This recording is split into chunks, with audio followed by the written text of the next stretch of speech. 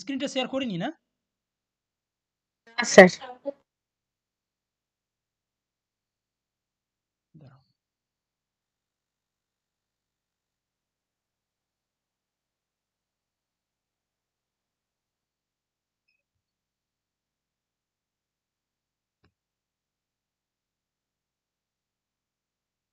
এবার হয়েছে না শেয়ার?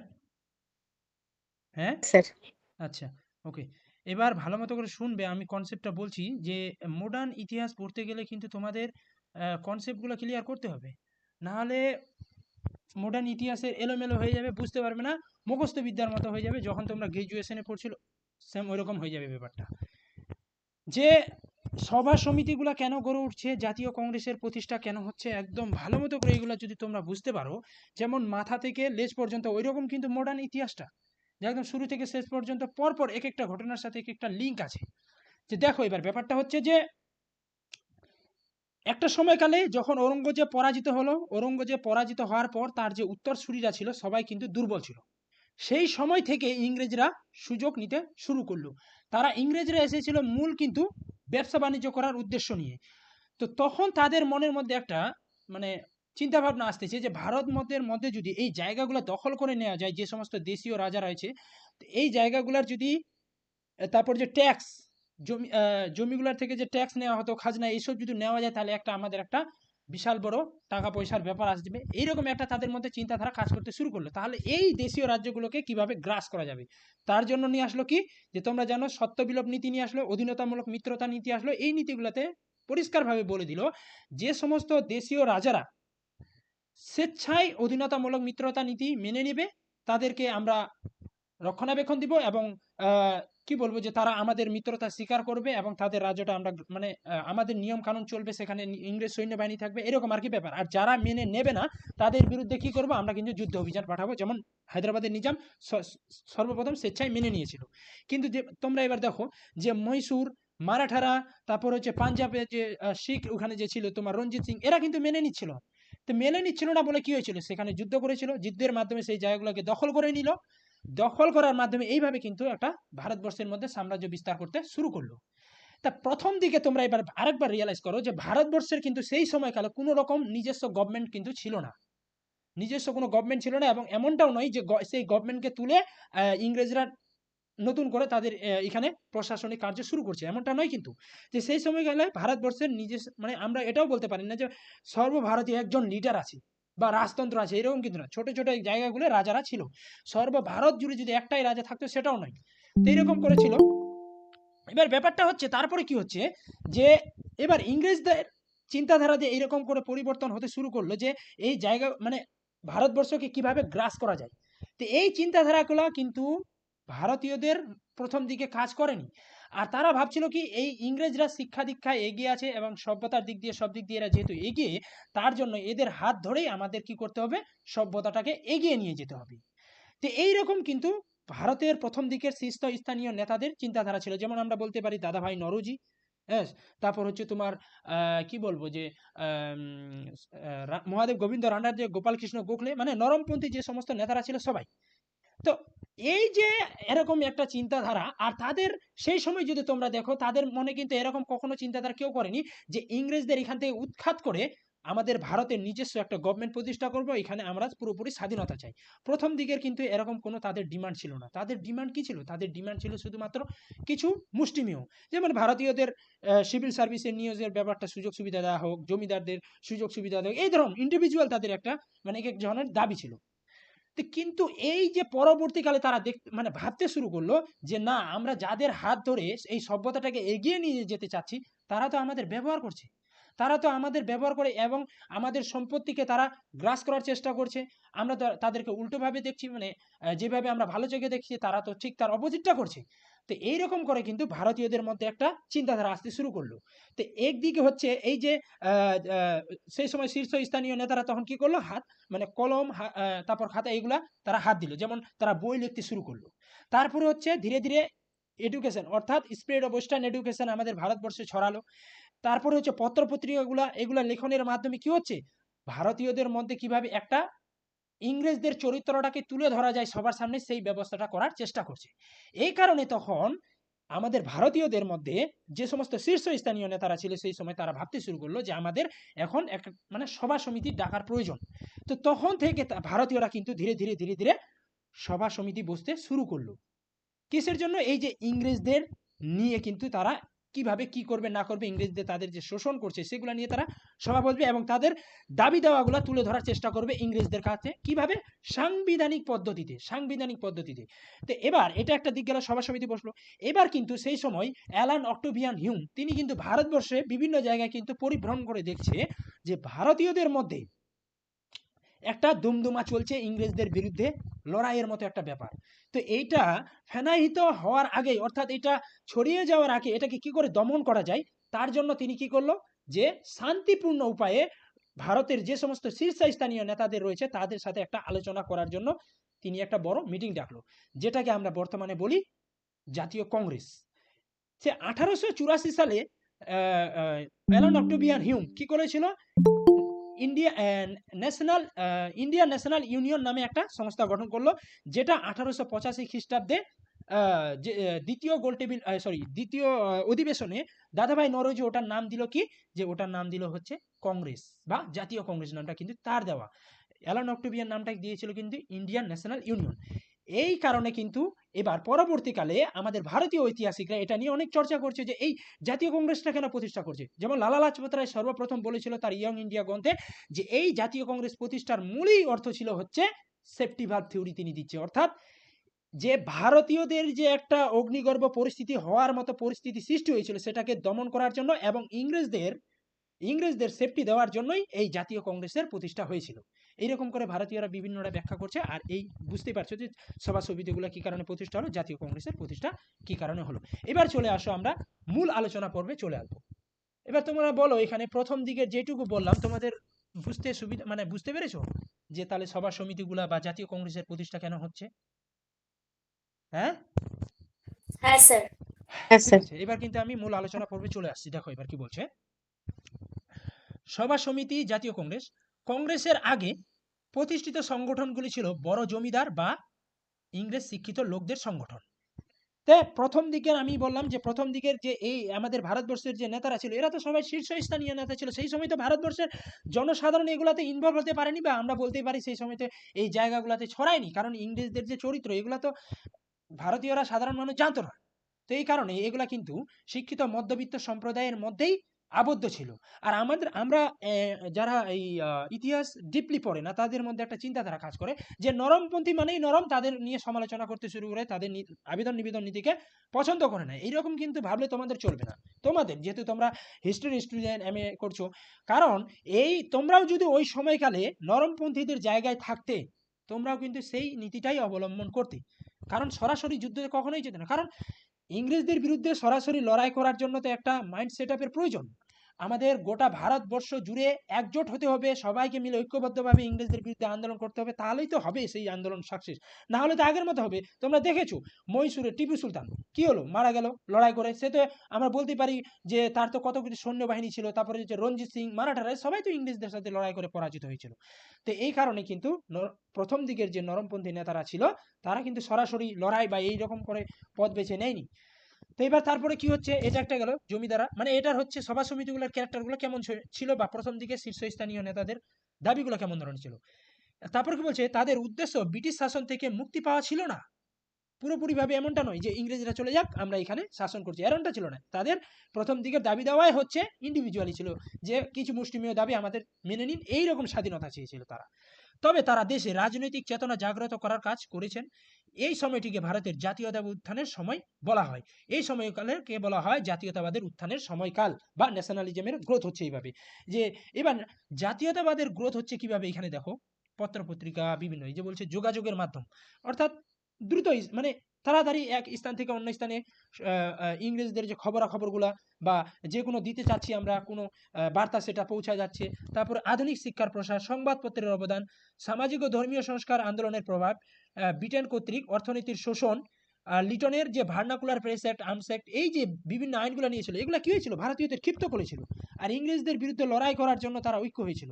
এগুলো হচ্ছে জাতীয়তাবাদের চেতনা রিপনের সময় ইলবার্ট বিল বিতর্ক। এগুলা হচ্ছে কি ভারতের জাতীয়তাবাদ গ্রোথ করতে মানে কি বলবো, আমরা বলতেই পারি যে সহায়তা করেছিল, বা এগুলা হচ্ছে মূল কারণ ছিল জাতীয়তাবাদ জাগ্রতের। তারপরে দেখো যে তারপর হচ্ছে কংগ্রেস প্রতিষ্ঠার আগে যে প্রতিষ্ঠানগুলো কি ছিল, প্রথমে হচ্ছে বঙ্গভাষা প্রকাশিত সভা 1836 খ্রিস্টাব্দে, এটা হচ্ছে ভারতের প্রথম সভা। 36 খ্রিস্টাব্দে কলকাতায়, আর সদস্য ছিল দুজন।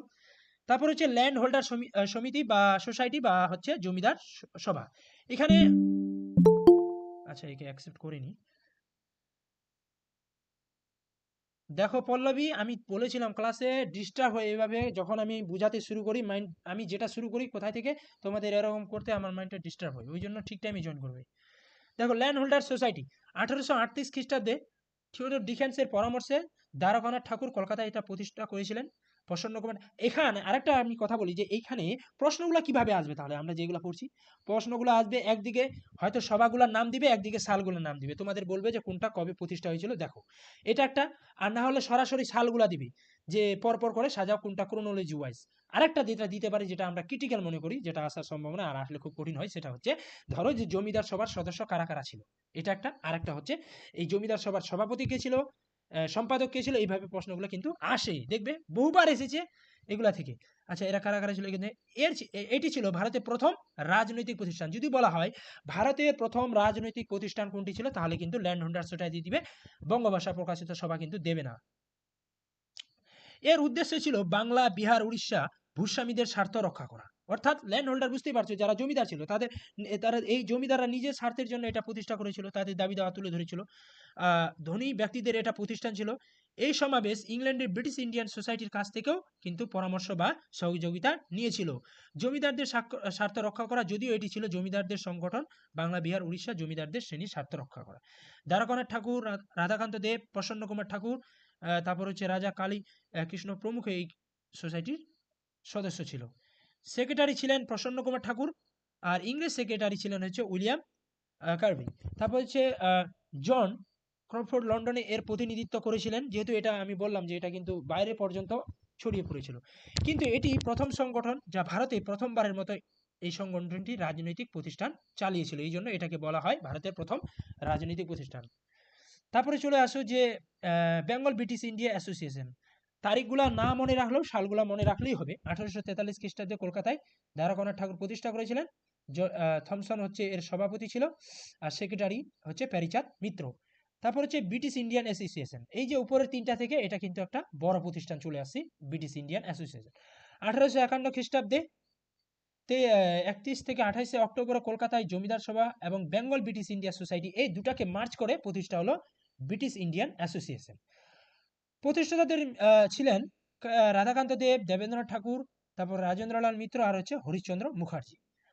আর সভাপতি ছিলেন রাধাকান্ত দেব, সম্পাদক ছিলেন দেবেন্দ্রনাথ ঠাকুর। প্রতিষ্ঠার উদ্দেশ্য ছিল ভারতীয়দের রাজনৈতিক দাবি দেওয়া তুলে ধরা, আয়কর আরোপের বিরোধিতা করা। 1856 থেকে 60 খ্রিস্টাব্দে লন্ডন ও ভারতে একসাথে সিভিল পরীক্ষার নেওয়ার দাবি উঠেছিল। তারপর হচ্ছে 1865 সালে যখন সিভিল সার্ভিসের বয়স 22 থেকে কমিয়ে 21 বছর করা হয়, তখন এর বিরোধিতা করা হয়েছিল। কিন্তু আমরা দেখবো ভারত সভাতে আরো কমিয়ে দিচ্ছে, 22 থেকে 21 থেকে আরো 19-এ, তখন ব্যাপারটা আলাদা। আর এই কি বলবো তোমার এই বেঙ্গল ব্রিটিশ ইন্ডিয়া সোসাইটির মুখপাত্রের নাম হচ্ছে হিন্দু পেট্রিয়ট, এটা মনে রাখবে, এক কথায় প্রশ্ন আসতে পারে। এর সদস্যরা সকলেই কিন্তু ভারতীয় ছিল। আর বেথুনের এই আইনের এই যে এটার যে খসড়াটা বা বেথুন আইনের খসড়াকে এই বেঙ্গল ব্রিটিশ ইন্ডিয়া সোসাইটির যে সমস্ত সদস্যরা ছিল, বেথুনের যে আইন ছিল সেটাকে ব্ল্যাক অ্যাক্ট বলে আখ্যায়িত করেছিল 1950 খ্রিস্টাব্দে, যেটা পাস হয়েছিল। তারপর ইস্ট ইন্ডিয়া অ্যাসোসিয়েশন 1866 খ্রিস্টাব্দে, যেটা লন্ডনে দাদাভাই নৌরোজি প্রতিষ্ঠা করেছিলেন। আর দাদাভাই নৌরোজিকে ভারতের কি বলা হয়, জনক, বা আমরা বলতে পারি ওই ভারতের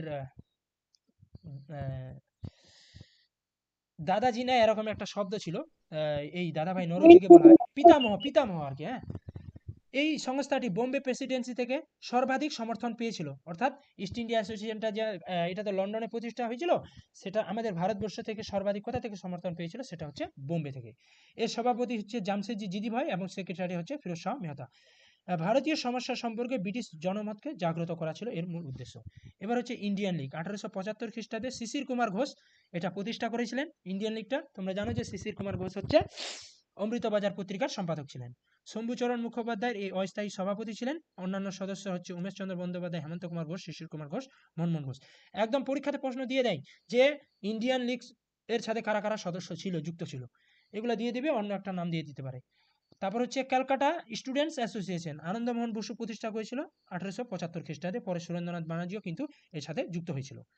এইবার হচ্ছে যেটা আমাদের সবথেকে গুরুত্বপূর্ণ, ইন্ডিয়ান অ্যাসোসিয়েশন, যেটা আমরা বাংলায় বলি ভারত সভা। 26শে জুলাই 1876 খ্রিস্টাব্দে এটা প্রতিষ্ঠা হয়েছিল। সুরেন্দ্রনাথ ব্যানার্জি আর হচ্ছে আনন্দমোহন বসুর সহযোগিতায় এটা প্রতিষ্ঠা হয়েছিল। মেন কিন্তু এটা সুরেন্দ্রনাথ ব্যানার্জি। কলকাতার অ্যালবার্ট হলে এটা প্রতিষ্ঠা করা হয়েছিল। কংগ্রেসের আগে এটি একটি সর্বভারতীয় স্তরের সংগঠন ছিল। এবার যদি পরীক্ষাতে আসে জাতীয় কংগ্রেস প্রতিষ্ঠার আগে সবথেকে বড় প্রতিষ্ঠান বা সভা কোনটা ছিল, সেটা হচ্ছে এই ইন্ডিয়ান অ্যাসোসিয়েশন। এবার এখান থেকে যেটা প্রশ্ন আসে বা আসার মতো, যে ইন্ডিয়ান অ্যাসোসিয়েশনের মূল দাবিগুলা কি ছিল, সেটা হচ্ছে এখানে দেওয়া আছে। দেখো, সিভিল সার্ভিস পরীক্ষার সংস্করণ, অস্ত্র আইন যেটা লর্ড লিটন চালু করেছিল, Lord Liton vernacular press act চালু ছিল, এগুলো সংস্করণ, ইলবার্ট বিলের মতের বিতর্কের দাবিতে এই আন্দোলন বা ইন্ডিয়ান অ্যাসোসিয়েশনটা প্রতিষ্ঠা হয়েছিল। সুরেন্দ্রনাথ ব্যানার্জি, তাকে জাতীয় গুরু বলা হয় এবং মুকুটহীন রাজা বলা হয়।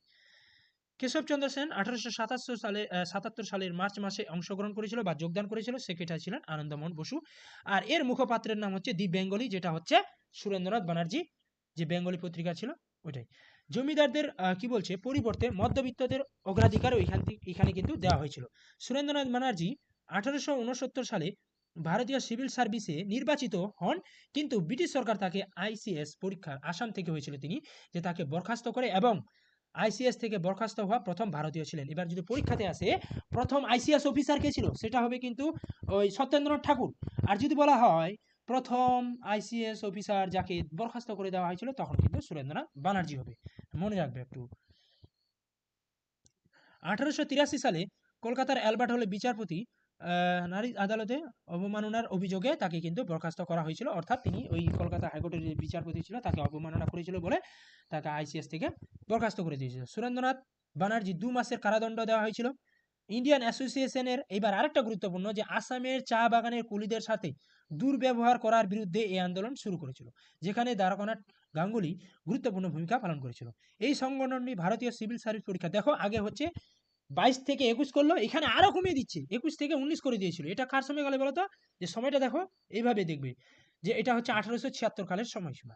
আর সেই সময় লর্ড লিটন ছিল, লর্ড লিটন, হ্যাঁ। তো 19 করা হয়েছিল, এর জন্য তারা এর বিরোধিতা করতে শুরু করেছিল। তারপর হচ্ছে ন্যাশনাল কনফারেন্স, এটাও খুব গুরুত্বপূর্ণ, যে 1883 খ্রিস্টাব্দে ইলবার্ট বিল বিতর্কের ফলে কলকাতায় ন্যাশনাল কনফারেন্স নামে একটি সর্বভারতীয় সংগঠন প্রতিষ্ঠা হয়েছিল। এটা আর এটার যেটা গুরুত্বপূর্ণ, এখানে কিন্তু একটা জাতীয় তহবিলের প্রতিষ্ঠা করা হয়েছিল। সুরেন্দ্রনাথ ব্যানার্জির প্রতিষ্ঠা করেছিলেন সভাপতি আনন্দমোহন বোস। 1885 খ্রিস্টাব্দে কলকাতায় জাতীয় আন্দোলনের দ্বিতীয় জাতীয় সম্মেলন অনুষ্ঠিত হয়। এই সময় মুম্বাইতে ভারতীয় জাতীয় কংগ্রেসের প্রথম অধিবেশন চলেছিল। এবার ভালো করে ব্যাপারটা বুঝো, যে 1883 খ্রিস্টাব্দের সাথে সাথে এদিকে 85-তে দ্বিতীয় সম্মেলন হয়েছিল। তা সুরেন্দ্রনাথ ব্যানার্জি ভারতের জাতীয় কংগ্রেসের যে প্রথম অধিবেশন হয়েছিল 1885 খ্রিস্টাব্দে, সেই অধিবেশনে দেখবে যে আনন্দমোহন বসু আর সুরেন্দ্রনাথ ব্যানার্জি কিন্তু ছিল না। কেন ছিল না? এর কারণে, এই ন্যাশনাল কনফারেন্সের কারণে। এই দুজন না, এই ন্যাশনাল কনফারেন্সের জন্য বেশি ব্যস্ত হয়ে পড়েছিল বলে তারা জাতীয় কংগ্রেসের প্রথম অধিবেশনে কিন্তু যোগদান করেনি। পরীক্ষাতে এটাও আসে যে কংগ্রেসের জাতীয় অধিবেশনে নিচের ব্যক্তিদের মধ্যে কে যোগদান করেনি। এই দুটা নাম মনে রাখলেই হবে, বাকিগুলো দরকার নেই। একটা হচ্ছে আনন্দমোহন বসু আর একটা হচ্ছে সুরেন্দ্রনাথ ব্যানার্জি। এখানে তাই আমি ওই জন্য এটা আদার্স খালি চেঞ্জ করেছি, যেহেতু ইনফরমেশনটা গুরুত্বপূর্ণ, যে সুরেন্দ্রনাথ ব্যানার্জি এবং আনন্দমোহন বসু বোম্বেতে কংগ্রেসের প্রথম অধিবেশন যোগদান করতে পারেননি, এই যে এত ব্যস্ত থাকার জন্য। এটি এবার এই 1886 সালে অর্থাৎ দ্বিতীয় অধিবেশনে এই যে ন্যাশনাল কনফারেন্সটা ছিল দ্বিতীয় অধিবেশনের সাথে, অর্থাৎ আমরা বলতে পারি 1886 খ্রিস্টাব্দে কংগ্রেসের সাথে মিলে যাচ্ছে, মানে এক হয়ে যাচ্ছে। এবার হচ্ছে বোম্বে নেটিভ অ্যাসোসিয়েশন 1852 খ্রিস্টাব্দে দাত্তদাজি প্রতিষ্ঠান করেছিলেন। জামশেদজি জিজিবয় ভারপ্রাপ্ত সভাপতি ছিলেন, আরও ছিলেন দাদাভাই নরজি, জামশেদজি জিজিবয়, জগন্নাথ শঙ্কর এর সাথে যুক্ত ছিল। তারপর হচ্ছে ডেকান অ্যাসোসিয়েশন 1852 সালে গোপাল হরি দেশমুখ। পুনা সার্বজনীন সভা 1870 খ্রিস্টাব্দে মহাদেব গোবিন্দ রানাডু ছিল, চিপলঙ্কর ছিল, জেপি যোশীও এর সাথে যুক্ত ছিল। খুব গুরুত্বপূর্ণ, প্রতিটা কিন্তু ভালো মতো করে পড়বে, আর সব থেকে যেটা গুরুত্বপূর্ণ সালগুলো মনে রাখবে, আর কারা কোনটা প্রতিষ্ঠা করছে এবং কারা কোনটার সাথে যুক্ত আছে। বোম্বে প্রেসিডেন্সি অ্যাসোসিয়েশন 1885 খ্রিস্টাব্দে বোম্বেতে ত্রিমূর্তি যাদেরকে বলা হয় তারা এটা প্রতিষ্ঠা করেছিল। ত্রিমূর্তি কারা? ফিরোজ শাহ মেহতা, বদরুদ্দিন তায়েবজি আর হচ্ছে কেটি তেলাং, এই তিনজনকে ত্রিমূর্তি বলা হয়। ফিরোজ শাহ মেহতা বোম্বের মুকুটহীন রাজা হিসাবে বিখ্যাত। মাদ্রাজ নেটিভ অ্যাসোসিয়েশন 1852 খ্রিস্টাব্দে লক্ষ্মীনারায়ণ চেট্টি তারা মাদ্রাজ নেটিভ অ্যাসোসিয়েশন প্রতিষ্ঠা হয়েছিল। এই সংগঠনটি 1857 সালের বিদ্রোহের নিন্দা করেছিল।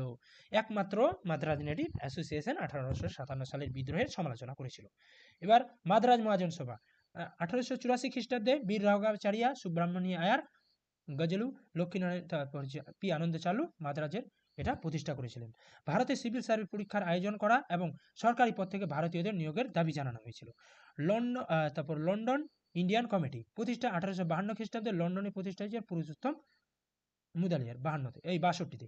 তারপর হচ্ছে লন্ডন ইন্ডিয়া সোসাইটি 1865 খ্রিস্টাব্দে লন্ডনে প্রতিষ্ঠা হয়েছিল। দাদাভাই নওরোজি এটা প্রতিষ্ঠা করেছিলেন, আর উমেশচন্দ্র ব্যানার্জি। এবার বোম্বে অ্যাসোসিয়েশন 1852 খ্রিস্টাব্দে বোম্বেতে দাদাভাই নওরোজি প্রতিষ্ঠা করেছিল। এবার যে এইগুলা ইনফরমেশনগুলো দেখো যে খুব গুরুত্বপূর্ণ এগুলো। গোখলেকে বিরোধী দলীয় নেতার সম্মানজনক উপাধি দেওয়া হয়েছিল। গান্ধীজি তাকে রাজনৈতিক গুরু বলেছিল। আর তোমরা জানো যে গোখলের গুরুর নাম কি ছিল? বলো দেখি, কি বলতে পারবে? হ্যাঁ, গোখলের গুরুর নাম কি? রানাডে, হ্যাঁ, অবশ্যই মহাদেব গোবিন্দ মহাদেব রানাডে। গোবিন্দ হ্যাঁ, রানাডে। আর রানাডে গান্ধীজির গুরুর নাম হচ্ছে গোখলে। তার মৃত্যুতে অর্থাৎ গোখলে যখন মারা গেছিল, তিলক বলেছিলেন ভারতে এই হীরা, অর্থাৎ তাকে হীরা বলছে, মহারাষ্ট্রের এই রত্ন শ্রমিকদের রাজপুত্র সন্তুষ্টি ক্রিয়ার চিরনিদ্রায় নিমজ্জিত। গোখলের জীবনীকার ছিলেন বি আর নন্দা। মহাত্মা গান্ধী গোখলের সম্পর্কে নিম্নলিখিত বিবৃতি দিয়েছিলেন। স্যার ফিরোজ শাহ মেহতার আমার কাছে হিমালয়ের মতো দুর্গম দেখা দিয়েছিল, যেটিকে কেউ সহজে ডুবাতে পারে না, কিন্তু গোখলে ছিলেন গঙ্গার মতো, যিনি সবাইকে নিজের কাছে ডাকতেন। তো এই মতটা দেখো কত গুরুত্বপূর্ণ। কে দিয়েছিল? সেটা হচ্ছে মহাত্মা গান্ধী। শ্রীমতী সরোজিনী নাইডু কি বলছে? গোখলেকে একজন সক্রিয় এবং কঠোর পরিশ্রমী কর্মী, রহস্যময় স্বপ্নদ্রষ্টা হিসেবে বর্ণনা করেছিলেন। এবার দাদাভাই নওরোজি 1866 খ্রিস্টাব্দে ইস্ট ইন্ডিয়া অ্যাসোসিয়েশনের প্রতিষ্ঠা করেছিলেন। ফিরোজ শাহ মেহতা, বদরুদ্দিন তায়েবজি, মনমোহন ঘোষ ইস্ট ইন্ডিয়া অ্যাসোসিয়েশনের প্রতিষ্ঠাতাতে যুক্ত ছিলেন। দাদাভাই নওরোজি ভারতের গ্র্যান্ড ওল্ড ম্যান, যারা আমরা বলি বৃদ্ধ মানুষ। আর তারপর হচ্ছে গ্লাডস্টোনও কিন্তু তাকে বলা হয়, গ্লাডস্টোন অফ ইন্ডিয়া। কারণ এই সময়কালে জাতীয় কংগ্রেস যখন প্রতিষ্ঠা হয়েছিল, কি বলবো, ইংল্যান্ডের যে প্রধানমন্ত্রী তার নাম ছিল গ্লাডস্টোন। আচ্ছা, কংগ্রেসের দ্বিতীয় অধিবেশন 1886 খ্রিস্টাব্দে দাদাভাই নওরোজি সভাপতি করেছিল প্রথম, যিনি কংগ্রেসের প্রথম পার্সি সভাপতি ছিলেন। এবার একটা বিষয় ভালো করে দেখো, তোমাদের ওই দিন প্রশ্ন করেছিলাম, অনেকে ভুলভাল উত্তর দিয়েছো। জাতীয় কংগ্রেসের প্রথম অভারতীয় সভাপতি কে ছিল? দেখলাম ওই মৌসুমা ঠিক করেছিল, সেটা হচ্ছে দাদাভাই নওরোজি হবে। দাদাভাই নওরোজি আমাদের ভারতের ছিল না তো, দাদাভাই নওরোজি পার্সি, বর্তমানে যেটাকে আমরা ইরান বলি। হ্যাঁ, তাই ইরানের ছিল তিনি। হ্যাঁ, তাহলে উত্তর হবে এটা, কিন্তু দাদাভাই নওরোজি। আর ইংরেজদের দিচ্ছ, একে কেন ধরবে? এত দূর কেন যাচ্ছ তোমরা?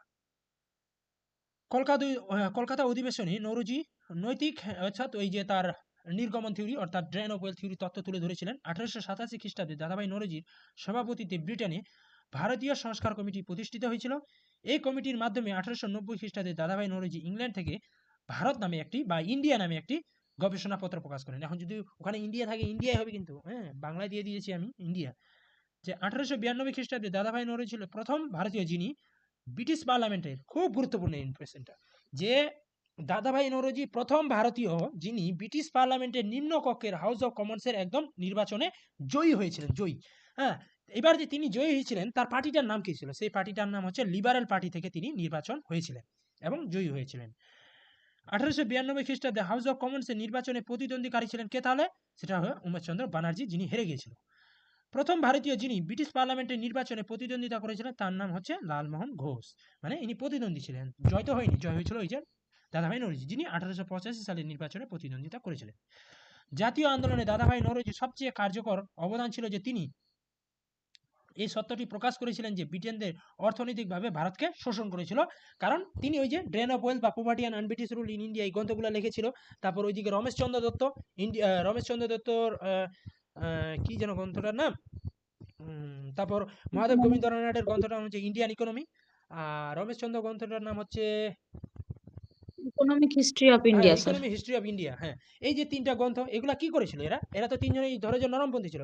এই অর্থনৈতিক দাবিগুলো তারা তুলেছিল। অর্থাৎ ইংরেজদের যে অর্থনৈতিক দিকগুলা কিভাবে শোষণ করছে এই দিকগুলা তারা তুলে ধরার চেষ্টা করেছিল জনসম্মুখে। ১৮৮৯ খ্রিস্টাব্দে উইলিয়াম ডিগবির সভাপতিত্বে লন্ডনে British committee of Indian national কংগ্রেসের প্রতিষ্ঠা হচ্ছে। এর সভাপতি ছিলেন ওয়েডার বার্ন এবং সেক্রেটারি ছিলেন ডিগবি। এই কমিটি দাদাভাই নওরোজির সাথে কিন্তু এই ইন্ডিয়া নামক পত্রিকাটি প্রকাশ করেছিল। দাদাভাই নওরোজি ৩ বার জাতীয় কংগ্রেসের সভাপতি হয়েছিলেন। এখানে ৩টাই সালগুলো দিয়ে দিয়েছি। প্রথমটা হচ্ছে কলকাতা ১৮৮৬, তারপরে ৯৩ লাহোরে ১৯০৬ খ্রিস্টাব্দে কলকাতায়। এই যে তিনি এইখানে সর্বপ্রথম কি করেছিল? এই অধিবেশনে সর্বপ্রথম স্বরাজ শব্দটা প্রয়োগ করেছিল। স্বরাজ কলকাতা অধিবেশনে। এবার আমাকে একটা কথা এখানে উত্তর দাও, যারা আমার ক্লাস করেছো এবং যারা করনি তারাও দিতে পারবে যদি জেনে থাকো, যে স্বরাজ শব্দটি ভারতবর্ষের সর্বপ্রথম কে ব্যবহার করেছিল? বলো। অরবিন্দ ঘোষ। অরবিন্দ ঘোষ। অরবিন্দ ঘোষ কেন হবে? ঠিক করে বলো। তিলক। আমার নোটে কিন্তু ছিল। হুম, এটার সঠিক উত্তর হবে স্বামী দয়ানন্দ সরস্বতী। ঠিক আছে, দেখবে তোমরা পাবে। স্বামী দয়ানন্দ সরস্বতী সর্বপ্রথম স্বরাজ শব্দটি ব্যবহার করেছিল। আমার নোটেই দেওয়া আছে এটা। আচ্ছা, এবারে দেখো ১৮৫৭ খ্রিস্টাব্দের আগে সমিতিগুলির চরিত্র কেমন ধরনের ছিল এখানে দেখা যায়। এগুলিতে মানে এই যে আমাদের যে এই সমস্ত যে সভা সমিতিগুলো এগুলোর চরিত্রগুলো কেমন ধরনের ছিল? এগুলিতে আধিপত্য করতেন ধনী ব্যবসায়ী এবং জমিদার শ্রেণী। এদের লক্ষ্য ছিল হচ্ছে শাসনতান্ত্রিক সংস্কার, মানে শুধুমাত্র শাসন প্রশাসনের সংস্কার করুন। আমাদের ইংরেজদের যাওয়ার বা এখানে ভারত থেকে সরে যাওয়ার কথা বলেনি। আমাদের স্বাধীনতাও দিতে হবে না, কিন্তু কিছু কিছু সুযোগ সুবিধা দিন। প্রশাসনে ভারতীয়দের নিয়োগ করতে হবে। ব্রিটিশ পার্লামেন্টে নিজেদের রাজনৈতিক এবং অর্থনৈতিক দাবি পেশ করতেন বা করতে হবে। এবার জাতীয় কংগ্রেস চলে আসলাম। এখানে দেখো যে মূল আলোচনা করবে আমরা এখন আসছি। এবার জাতীয় কংগ্রেসের প্রতিষ্ঠা করেছিল অবসরপ্রাপ্ত আইসিএস অফিসার যে অ্যালান অক্টোভিয়ান হিউম ১৮৮৫ খ্রিস্টাব্দে। হিউমকে জাতীয় কংগ্রেসের জনক বলা হয়। হিউম পিপলস অফ ফ্রেড পত্রিকা প্রকাশ করতে শুরু করেছিলেন। আর হিউম ছিলেন একজন পক্ষী বিশেষজ্ঞ কিন্তু বা পাখি বিশেষজ্ঞ। ৫ই ডিসেম্বর ১৮৮৫ সালে মাদ্রাজ থেকে দ্য হিন্দু পত্রিকায় কংগ্রেস প্রতিষ্ঠার প্রথম প্রকাশ্যে ঘোষণা করা হয়েছিল। হিউম ১৮৮৪ খ্রিস্টাব্দে, এবার দেখো যে তিনি যে প্রতিষ্ঠানটার নাম দিয়েছেন সেই প্রতিষ্ঠানটার নাম হচ্ছে ইন্ডিয়ান ন্যাশনাল ইউনিয়ন। তাহলে এবং পরে এর প্রথম অধিবেশন ২৮শে ডিসেম্বর ১৮৮৫ খ্রিস্টাব্দে বোম্বেতে গোকুলদাস তেজপাল সংস্কৃত কলেজে প্রতিষ্ঠা বা অনুষ্ঠিত হয়েছিল। দাদাভাই নওরোজির পরামর্শে দ্বিতীয় সম্মেলনে যে ইন্ডিয়ান ন্যাশনাল ইউনিয়নের নাম পরিবর্তন করে রাখা হলো ইন্ডিয়ান ন্যাশনাল কংগ্রেস করা হয়, যা এই কংগ্রেস কথাটি শব্দটি নেওয়া হয়েছিল উত্তর আমেরিকা থেকে। তারপর ১৮৮২ সালে সুরেন্দ্রনাথের বেঙ্গলি পত্রিকায় এই ন্যাশনাল কংগ্রেস শব্দটি প্রথম পাওয়া গেছিল বা তিনি তুলে ধরেছিলেন। ভারতীয় জাতীয় কংগ্রেসের প্রথম সভাপতি ছিলেন কিন্তু উমেশচন্দ্র ব্যানার্জি। আর প্রথম সচিব বা সেক্রেটারি ছিল এই মানে প্রথম বলতে কি আমি বলতে যাচ্ছি ১৮৮৫ খ্রিস্টাব্দে যে অধিবেশন, সেই অধিবেশনের সভাপতি তোমরা জানো উমেশচন্দ্র ব্যানার্জি, কিন্তু যদি বলা হয় সেক্রেটারি বা সচিবকে তখন হবে অ্যালান অক্টোভিয়ান হিউম। হিউম ১৯০৬ খ্রিস্টাব্দে পর্যন্ত কিন্তু কংগ্রেসের সম্পাদক হিসাবে ছিলেন। উইলিয়াম ওয়েডারম্যান ছিলেন কার যে হিউমের জীবনীকার ছিলেন। কংগ্রেসের প্রথম অধিবেশনে মোট ৭২ জন সদস্য ছিল অংশগ্রহণ করেছিল, যার মধ্যে সর্বাধিক ৩৮ জন মুম্বে থেকে যোগদান করেছিল। প্রথম অধিবেশনে ২ জন মুসলিম ছিলেন, একজন হচ্ছে বদরুদ্দিন তাইবজি আর একজন হচ্ছে রহিমতুল্লাহ সাহানি। কংগ্রেসের প্রথম অধিবেশনে পুনেতে অনুষ্ঠিত হওয়ার কথা ছিল, কারণ কিন্তু সেখানে দুর্ভিক্ষ কলেরার প্রকোপ দেখা দিয়েছিল। তোমরা জানো যে কলেরা হচ্ছে ছোঁয়াছুঁই রোগ, তার জন্য সেখান থেকে মুম্বাই নিয়ে চলে আসছিল। ভারতীয় জাতীয় কংগ্রেস প্রতিষ্ঠার প্রথম গভর্নর জেনারেল ছিলেন হচ্ছে, যে সময় জাতীয় কংগ্রেসের প্রতিষ্ঠা হচ্ছে সেই সময় ভারতীয় গভর্নর জেনারেল ছিল লর্ড ডাফিন। আর তোমরা জানো যে ১৮৫৭ সালে যখন মহাবিদ্রোহ হয়েছিল, সেই মহাবিদ্রোহে মানে ১৮৫৮ সালে মহারানী ভিক্টোরিয়ার যে ঘোষণাপত্র সেখানে কি করা হয়েছিল, একটা নতুন পদের সৃষ্টি করা হয়েছিল। সেটা হচ্ছে সেক্রেটারি পদ। আর হচ্ছে সেই সময় সেক্রেটারি হচ্ছে যে লর্ড অফ চার্চিল ছিল ভারতের সেক্রেটারি। এই সময় ব্রিটেনের প্রধানমন্ত্রী ছিল গ্ল্যাডস্টোন আর বোম্বে গভর্নর ছিলেন হচ্ছে লর্ড রি। মানে কোনো কিছু বাদ দেওয়া যাবে না, যেগুলো গুরুত্বপূর্ণ সবগুলো করতে হবে। সুরেন্দ্রনাথ ব্যানার্জি ইন্ডিয়ান অ্যাসোসিয়েশন ১৮৮৬ সালে ভারতীয় জাতীয় কংগ্রেসের সাথে যুক্ত করে দিয়েছিল। হিউমের জীবনী 1913-12 এরকম অনেক বই আছে, যে পরীক্ষাতে দেখবে একটাই সাল থাকবে যে সালে তিনি এই উইলিয়াম ওয়েডারের হিউমের জীবনী গ্রন্থ লিখেছিলেন উইলিয়াম ওয়েডার বার্ন। কংগ্রেস কিন্তু সমাজ সংস্কারের বিষয়টিকে অ্যাকসেপ্ট করেনি। তোমরা জানো যে মহাদেব গোবিন্দ রানাডে বারবার বলেছিল যে জাতীয় কংগ্রেসে কিন্তু সমাজ সংস্কারের বিষয়টি নিন, অ্যাকসেপ্ট করুন। তো এটাকে অ্যাকসেপ্ট করেনি বলেই তোমরা জানো যে মহাদেব গোবিন্দ রানাডে একটা আলাদা প্রতিষ্ঠান গঠন করেছিল। 1899 খ্রিস্টাব্দে কি হলো তারপর, যে এই যে সংগঠনটা হলো জাতীয় কংগ্রেস বা কংগ্রেসদের প্রতিষ্ঠানটা হলো, তোমরা জানো ইউএনও যা আছে তার কিন্তু নিজের একটা সংবিধান আছে। আমাদের জাতীয় কংগ্রেস এরও কিন্তু একটা নতুন একটা সংবিধান আছে। তো এই সংবিধানটা কবে রচিত হয়েছিল? 1899 খ্রিস্টাব্দে। 1883 সালে একটি জাতীয় তহবিল, আচ্ছা এটা হয়ে গেছে। এবার কংগ্রেস প্রতিষ্ঠার উদ্দেশ্যগুলো দেখো, এখানে দেওয়া আছে, খুব ভালো মতো করে পড়ে এগুলো কিন্তু।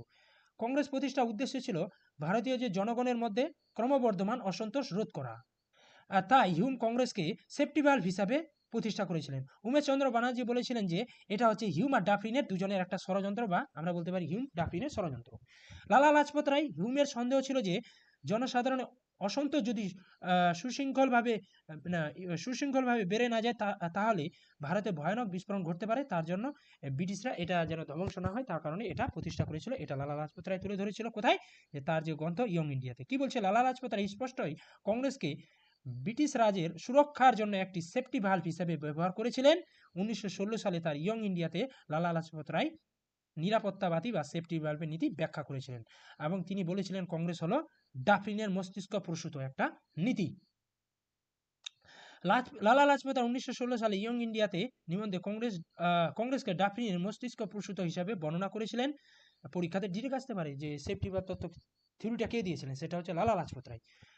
উদারনীতিবাদ বিশ্বাসী শেব অ্যান্ড্রুজ, তারপর যে গিরিজা মুখার্জি 1838 খ্রিস্টাব্দে প্রকাশিত যে তাদের গ্রন্থ দুজন মিলে the rise and growth of the Congress in India নামক গ্রন্থে সেফটিবাদ তত্ত্বকে পুরোপুরিভাবে মেনে নিয়েছিল। এই দুজন আরও মেনে নিয়েছিল, কিন্তু এই দুজন এই গ্রন্থটাতে তারা দুজন মেনে নিয়েছিল। রজনীকান্ত দত্ত ইন্ডিয়া টুডে গ্রন্থে লিখেছিলেন যে কংগ্রেস ব্রিটিশ সরকারের পূর্ব নির্ধারিত গোপন পরিকল্পনা অনুসারে প্রতিষ্ঠা হয়েছিল। ভারতীয় জাতীয় কংগ্রেস উত্থানের সাথে সম্পর্কিত নিরাপত্তা বাল্বের তত্ত্ব Lala Lajpat Rai, CF Andrews, Girija Mukherjee, Rajanikanta Dutt, MM Golwalkar, এরা সবাই কিন্তু মেনে নিয়েছিল সেফটিবাদ থিওরিকে। আর এই রজনীকান্ত দত্ত সেফটিবাদ তত্ত্বকে অতিকথন বলেছিল। অতিকথন, এটা পরীক্ষাতে আসতে পারে যে সেফটিবাদ তত্ত্বকে কে অতিকথন বলেছিল, সেটা হচ্ছে রজনীকান্ত দত্ত তার ইন্ডিয়া টুডে গ্রন্থে। তার মতে সরকার কংগ্রেসকে জনগণের অসন্তোষ ও ব্রিটিশ বিরোধী মনোভাবসন্ন উদীয়মান শক্তিগুলোর বিরুদ্ধে ব্রিটিশ শাসনকে রক্ষা করার অভিপ্রেত অস্ত্র হিসাবে ব্যবহার করতে চেয়েছিল। তার মতে ভারতবর্ষ কোনো গণ অভ্যুত্থান ঘটার আগেই তাকে যেন বানচাল করার উদ্দেশ্যে ষড়যন্ত্র করে কংগ্রেসকে ভারতীয় বুর্জোয়া নেতারা সেই ষড়যন্ত্রের অংশীদার ছিলেন। 1930 সালে RSS এর যে প্রধান নেতা ছিলেন, তারপর হচ্ছে গোলওয়ালকর, তার গ্রন্থটির নাম হচ্ছে we or our nationhood defended. আর মনে রাখবে এই যে গোলওয়ালকরের যে গ্রন্থটা পুরোটা না দিয়ে না, শুধুমাত্র মাঝে সাঝে এটাই দেয়, শুধু উই দেয়, উই, সেটাও কিন্তু ঠিক আছে, এটা মনে রাখবে। নামক পুস্তিকায় বলেছেন তারা কংগ্রেসের প্রতিষ্ঠা করেছিলেন ফেনায়িত জাতীয়তাবাদকে প্রশমিত করার হাতিয়ার হিসেবে। এই যে সেন্টেন্সটা, এগুলাই হচ্ছে মূল, যে কংগ্রেসের প্রতিষ্ঠায় হয়েছিল কি, যে আমাদের ভারতবর্ষের যে মধ্যে একটা দুমদুমা উঠছিল যে ইংরেজদের বিরুদ্ধে ক্ষোভ, তো এটা যেন ফেনায়িত না হয়, তার আগেই যেন এটাকে প্রশমন করে দেওয়া যায়, এই জন্য গোলওয়ালকর বলছে এই কারণে এই জাতীয় কংগ্রেসের প্রতিষ্ঠা হয়েছিল। ডাফরিন হিউমকে ধূর্ত, পাগল এবং অসৎ বলেছিলেন। লালা লাজপত রায় হিউম সম্পর্কে বলেছিলেন যে হিউম স্বাধীনতার উপাসক ছিলেন, তার হৃদয় ভারতের দুর্দশার জন্য কেঁদেছিল। হিউম স্বাধীনতার প্রেমিক ছিলেন, কিন্তু সবার আগে তিনি ছিলেন একজন ব্রিটিশ দেশপ্রেমিক। লালা লাজপত রায় উক্তিটা করেছিলেন। কংগ্রেসের প্রথম মুসলিম সভাপতি ছিলেন বদরুদ্দিন তায়েবজি, যিনি 1887 খ্রিস্টাব্দে মাদ্রাজের অধিবেশনে সভাপতিত্ব করেছিলেন। কংগ্রেসের সভাপতিকারী প্রথম ইংরেজ ছিলেন জর্জ ইউলু। 1888 খ্রিস্টাব্দে এলাহাবাদের চতুর্থ অধিবেশনে তিনি ছিলেন। গোপালকৃষ্ণ গোখলে কংগ্রেসের চতুর্থ অধিবেশনে কংগ্রেসে যোগদান দেন। এই অধিবেশনে স্লোগান দেন যে আমরা আগে সবাই হচ্ছে ভারতীয়, হিন্দু মুসলিম খ্রিস্টান এগুলো পরে, আমাদের প্রথম হচ্ছে কথা আমরা ভারতীয়। তো এটা স্লোগানটা দিয়েছিলেন তিনি। বাল গঙ্গাধর তিলক প্রথম কংগ্রেসের পঞ্চম অধিবেশনে 1889 খ্রিস্টাব্দে তিনি যোগদান করেছিলেন। 1885 থেকে 1905 পর্যন্ত জাতীয় কংগ্রেসের উদারপন্থী নেতাদের আধিপত্য ছিল। এই উদারপন্থী বলতে এখানে ওই তোমার নরমপন্থী, উদারপন্থী নেতারা ছিলেন নেতারা প্রতিবেদন, বক্তৃতা, তারপর হচ্ছে নিবন্ধের মাধ্যমে সরকারের কাছে তাদের দাবি দেওয়া পেশ করত, মানে লেখালেখির মাধ্যমে। সরকারের ন্যায়পরায়ণতার প্রতি পূর্ণ আস্থা ছিল, অর্থাৎ ব্রিটিশ সরকারের প্রতি এই নরমপন্থী নেতারা চরমভাবে বিশ্বাস করত। এমনকি তারা এরকমও বলেছে, দেখবে গোখলের বক্তব্য, যে আমরা ভাগ্যবান যে আমরা এই ইংরেজদের শাসন কার্য পাচ্ছি তাদের অধীন হয়ে। তারা সাংবিধানিক উপায়ে তাদের দাবি দাওয়াগুলা অর্জন করার চেষ্টা করেছিল, বা স্বাধীনতা অর্জন করার চেষ্টা করেছে। এখানে স্বাধীনতা বলতে বারবার আমি বলছি ওই স্বাধীনতা নয়, পূর্ণ স্বাধীনতা। মোডারের নেতাদের মধ্যে কারা কারা ছিল এখানে দেওয়া আছে: দাদাভাই নওরোজি, সুরেন্দ্রনাথ ব্যানার্জি, গোখলে, মদন মোহন মালব্য, ফিরোজ শাহ মেহতা, রমেশচন্দ্র দত্ত। 1886 খ্রিস্টাব্দে পাবলিক সার্ভিস কমিশন প্রতিষ্ঠিত হয় এবং ভারত সরকার ও ইন্ডিয়া একযোগে পরীক্ষা পরিচালনা করতে সম্মত হয়। কংগ্রেস সম্পর্কে এবার মন্তব্য, কারা কি বলছে, এই যেমন 3 দিনের তামাশা, এরকম যে মন্তব্যগুলো এবার দেখো। এবার কি কারণে প্রতিষ্ঠা হলো ওটা পেয়ে গেলে, তারপর এবার কারা কি মন্তব্য করেছে এটা তোমাদের ভালো মতো করে পড়তে হবে। কি বলছে যে ডাফরিন বলছে এতই সংখ্যা কম ছিল এই জাতীয় কংগ্রেসে যে সেটাকে অনুবীক্ষণ দিয়ে দেখতে হচ্ছে, মানে জাতীয় কংগ্রেস প্রতিষ্ঠা হয়েছে খুব সংখ্যক জনগণ নিয়ে, যেগুলোকে দেখা যাচ্ছে না এত ভিড়ের মধ্যে, তার জন্য তিনি এটাকে কি বলছে, জাতীয় কংগ্রেসে একটা অনুবীক্ষণিক যন্ত্র হিসাবে দেখেছেন। কংগ্রেস তার এই লর্ড কার্জনের মন্তব্যগুলো খুব গুরুত্বপূর্ণ। যে কি বলছে দেখো, কংগ্রেস তার পতনের দ্বার প্রান্তে রয়েছে এবং ভারতে থাকার সময় আমার সবচেয়ে বড় আকাঙ্ক্ষা হলো এর শান্তিপূর্ণ পরিণতিতে সাহায্য করা। অর্থাৎ এই যে কংগ্রেস পতনের দিকে যাচ্ছে, আমার কাজ হচ্ছে আরো তাদেরকে এগিয়ে নিয়ে যাওয়া সেই পতনের দিকে। এটা হচ্ছে লর্ড কার্জন বলছে। কার্জন কংগ্রেসকে নোংরা জিনিস এবং একটি রাষ্ট্রদ্রোহী বলে সংগঠন বলে বলেছিলেন। যদি আমরা বছরে একবার ব্যাঙের মতো করে বকাঝোকা করি তবে আমরা কিছুই পাবো না, এটা বলেছিল তিলক। অশ্বিনী কুমার দত্ত 3 দিনের তামাশা বলেছিলেন জাতীয় কংগ্রেসকে। লালা লাজপত রায় জাতীয় মেলা বলেছিল। বিপিন চন্দ্র পাল এটাকে রাজনীতি ভিক্ষা বলেছিল। বঙ্কিমচন্দ্র চট্টোপাধ্যায় বলেছেন কংগ্রেস লোকেরা পদের জন্য ক্ষুধার্ত, অর্থাৎ বলছে তারা পদ পাওয়ার জন্য ক্ষুধার্ত, এগুলা পদ পাওয়ার জন্য চেষ্টা করছে, সুযোগ সুবিধা নেওয়ার জন্য। অরবিন্দ ঘোষ বুলবুলি নিয়ে খেলা করার কথা বলেছিল। আমি খুশি যে কংগ্রেস নিচের দিকে যাচ্ছে, এটা একটা রাষ্ট্রদ্রোহী সংগঠন, এর নেতারা সন্দেহজনক চরিত্রের লোক, এটা এরউইন বলেছিল। দেখো লর্ড কার্জন আর এর মন্তব্যটা কিন্তু অনেকটা কাছাকাছি, তাও কিন্তু একটু ডিফারেন্স আছে, ধরার চেষ্টা করবে। Bipin Chandra Pal war of position বলেছিলেন। কংগ্রেসের উচ্চবর্ণী হিন্দুদের ফ্যাসিবাদী সংগঠন বলেছিলেন জিন্না। আর তিলক বলেছিল ওই যে ভিক্ষাবৃত্তি নীতি, প্লিজ প্রে অ্যান্ড প্রোটেস্ট নীতি বলেছিল এই বালগঙ্গাধর তিলক, এদের নীতিকে এই যে বলে না রাজনীতি ভিক্ষাবৃত্তি নরমপন্থী নেতাদের কে বলেছিল, সেটা হচ্ছে এই তিলক। কংগ্রেস যক্ষায় মারা যাবে, অরবিন্দ ঘোষ বলেছিল। ভারতীয় জাতীয়তাবাদ ছিল ব্রিটিশ রাজের সন্তান, এটা হচ্ছে কপলেট বলেছিলেন। লর্ড কার্জন বলছে কংগ্রেস সম্পর্কে বলেছিলেন যে কংগ্রেস তার মৃত্যুর ঘণ্টা গণনা করছে। ভারতে বসবাস করার সময় আমি এটিকে শান্তিপূর্ণভাবে মরতে সাহায্য করতে চাই এবং এটিকে একটি রাষ্ট্রদ্রোহী সংগঠন এবং নোংরা জিনিস বলে অভিহিত করেছিলেন। এলগিনের ব্যাপারটা বললাম। মিসেস অ্যানি বেসান্ত বলছে এই সময়ের নেতারা নিজেদেরকে ব্রিটিশ প্রজা ভেবে গর্বিত বোধ করেছিল, অর্থাৎ তিনি বলতে চাচ্ছেন যে এই সময় যে নেতারা ছিল নরমপন্থী নেতারা, এরা গর্ববোধ করছে যে আমরা ব্রিটিশদের মানে হয়ে কাজ করছি। গোখলে আমাদের ভাগ্য, এই যে দেখলো গোখলে কি বলছে, আমাদের ভাগ্য ব্রিটিশদের সঙ্গে যুক্ত, সেটা ভালো হোক বা খারাপ, যে এটাই আমাদের অনেক যে আমরা ব্রিটিশদের সাথে আছি। লালা লাজপত রায় লিখেছিলেন ভারতীয় জাতীয় কংগ্রেস প্রতিষ্ঠার মূল উদ্দেশ্য হল ব্রিটিশ সাম্রাজ্যকে বিপদ থেকে বাঁচানো। উদ্দেশ্য ছিল ভারতের রাজনৈতিক স্বাধীনতা সংগ্রাম নয় এবং বরং ব্রিটিশ সাম্রাজ্যের স্বার্থ নিশ্চিত করা। লালা লাজপত রায় কংগ্রেসের সম্মেলনগুলি শিক্ষিত ভারতীয়দের বার্ষিক জাতীয় মেলা আছে, এটা হয়েছে। লালা লাজপত রায়ের কংগ্রেস বিরোধিতা করেছিলেন এবং বলেছিলেন কংগ্রেস আন্দোলন জনগণের দ্বারা অনুপ্রাণিত ছিল না এবং এটি তাদের দ্বারা চিন্তা বা পরিকল্পনাও করেনি। স্যার সৈয়দ আহমেদ খানের মন্তব্যটা খুব গুরুত্বপূর্ণ। তিনি প্রকৃতপক্ষ কংগ্রেসকে কি বলেছিল, একটা অস্ত্র ছাড়াই যুদ্ধ বলেছিল কংগ্রেস প্রতিষ্ঠানকে। এটা বলতে পারে যে কংগ্রেসকে কে অস্ত্রবিহীন যুদ্ধ বলে অভিহিত করেছিল, সেটা হচ্ছে তোমার স্যার সৈয়দ আহমেদ খান। আর তিনি স্যার সৈয়দ আহমেদ খান তো জাতীয় কংগ্রেসের বিরোধিতাই ছিলেন। গোখলে বলেছিল যদি কংগ্রেস প্রতিষ্ঠিত একজন মহান ইংরেজ না হতেন বা আমরা ভারতীয়রা করতাম, তবে কর্তারা যে কোনো উপায় হোক কংগ্রেসের প্রতিষ্ঠানটাকে বা আন্দোলনটাকে দমন করে দিত। তিনি বলতে চাচ্ছেন যে যেহেতু এটা হিউম প্রতিষ্ঠা করছে তার জন্যই বেঁচে আছে, আমরা প্রতিষ্ঠা করলে ভারতীয়রা এটাকে বন্ধ করে দিত কবে। তারপর গোখলে কি বলছে, আমাদের ভুললে চলবে না, দেশের অগ্রগতি এখন যে পর্যায়ে রয়েছে তাতে আমাদের সাফল্য সীমিত হতে বাধ্য। মানে তিনি বলতে যাচ্ছে যে এখন বেশি আশা করে লাভ নেই আমাদের, যে জায়গায় আমরা দাঁড়িয়ে আছি। নরিজও বলেছিলেন, রাজা তৈরি হয় জনগণের জন্য, জনগণ তাদের রাজার জন্য। রানাডে বলেছিলেন, এই যে মহাদেব গোবিন্দ রানাডের মন্তব্যটা দেখো কত সুন্দর। তিনি বলছে, কোনো ফলের আশা না করেই বছরের পর বছর ধরে এ কাজ আমাদের করে যেতে হবে। বুঝতে হবে এই ধরনের রাজনীতি আমাদের দেশে একেবারে নতুন।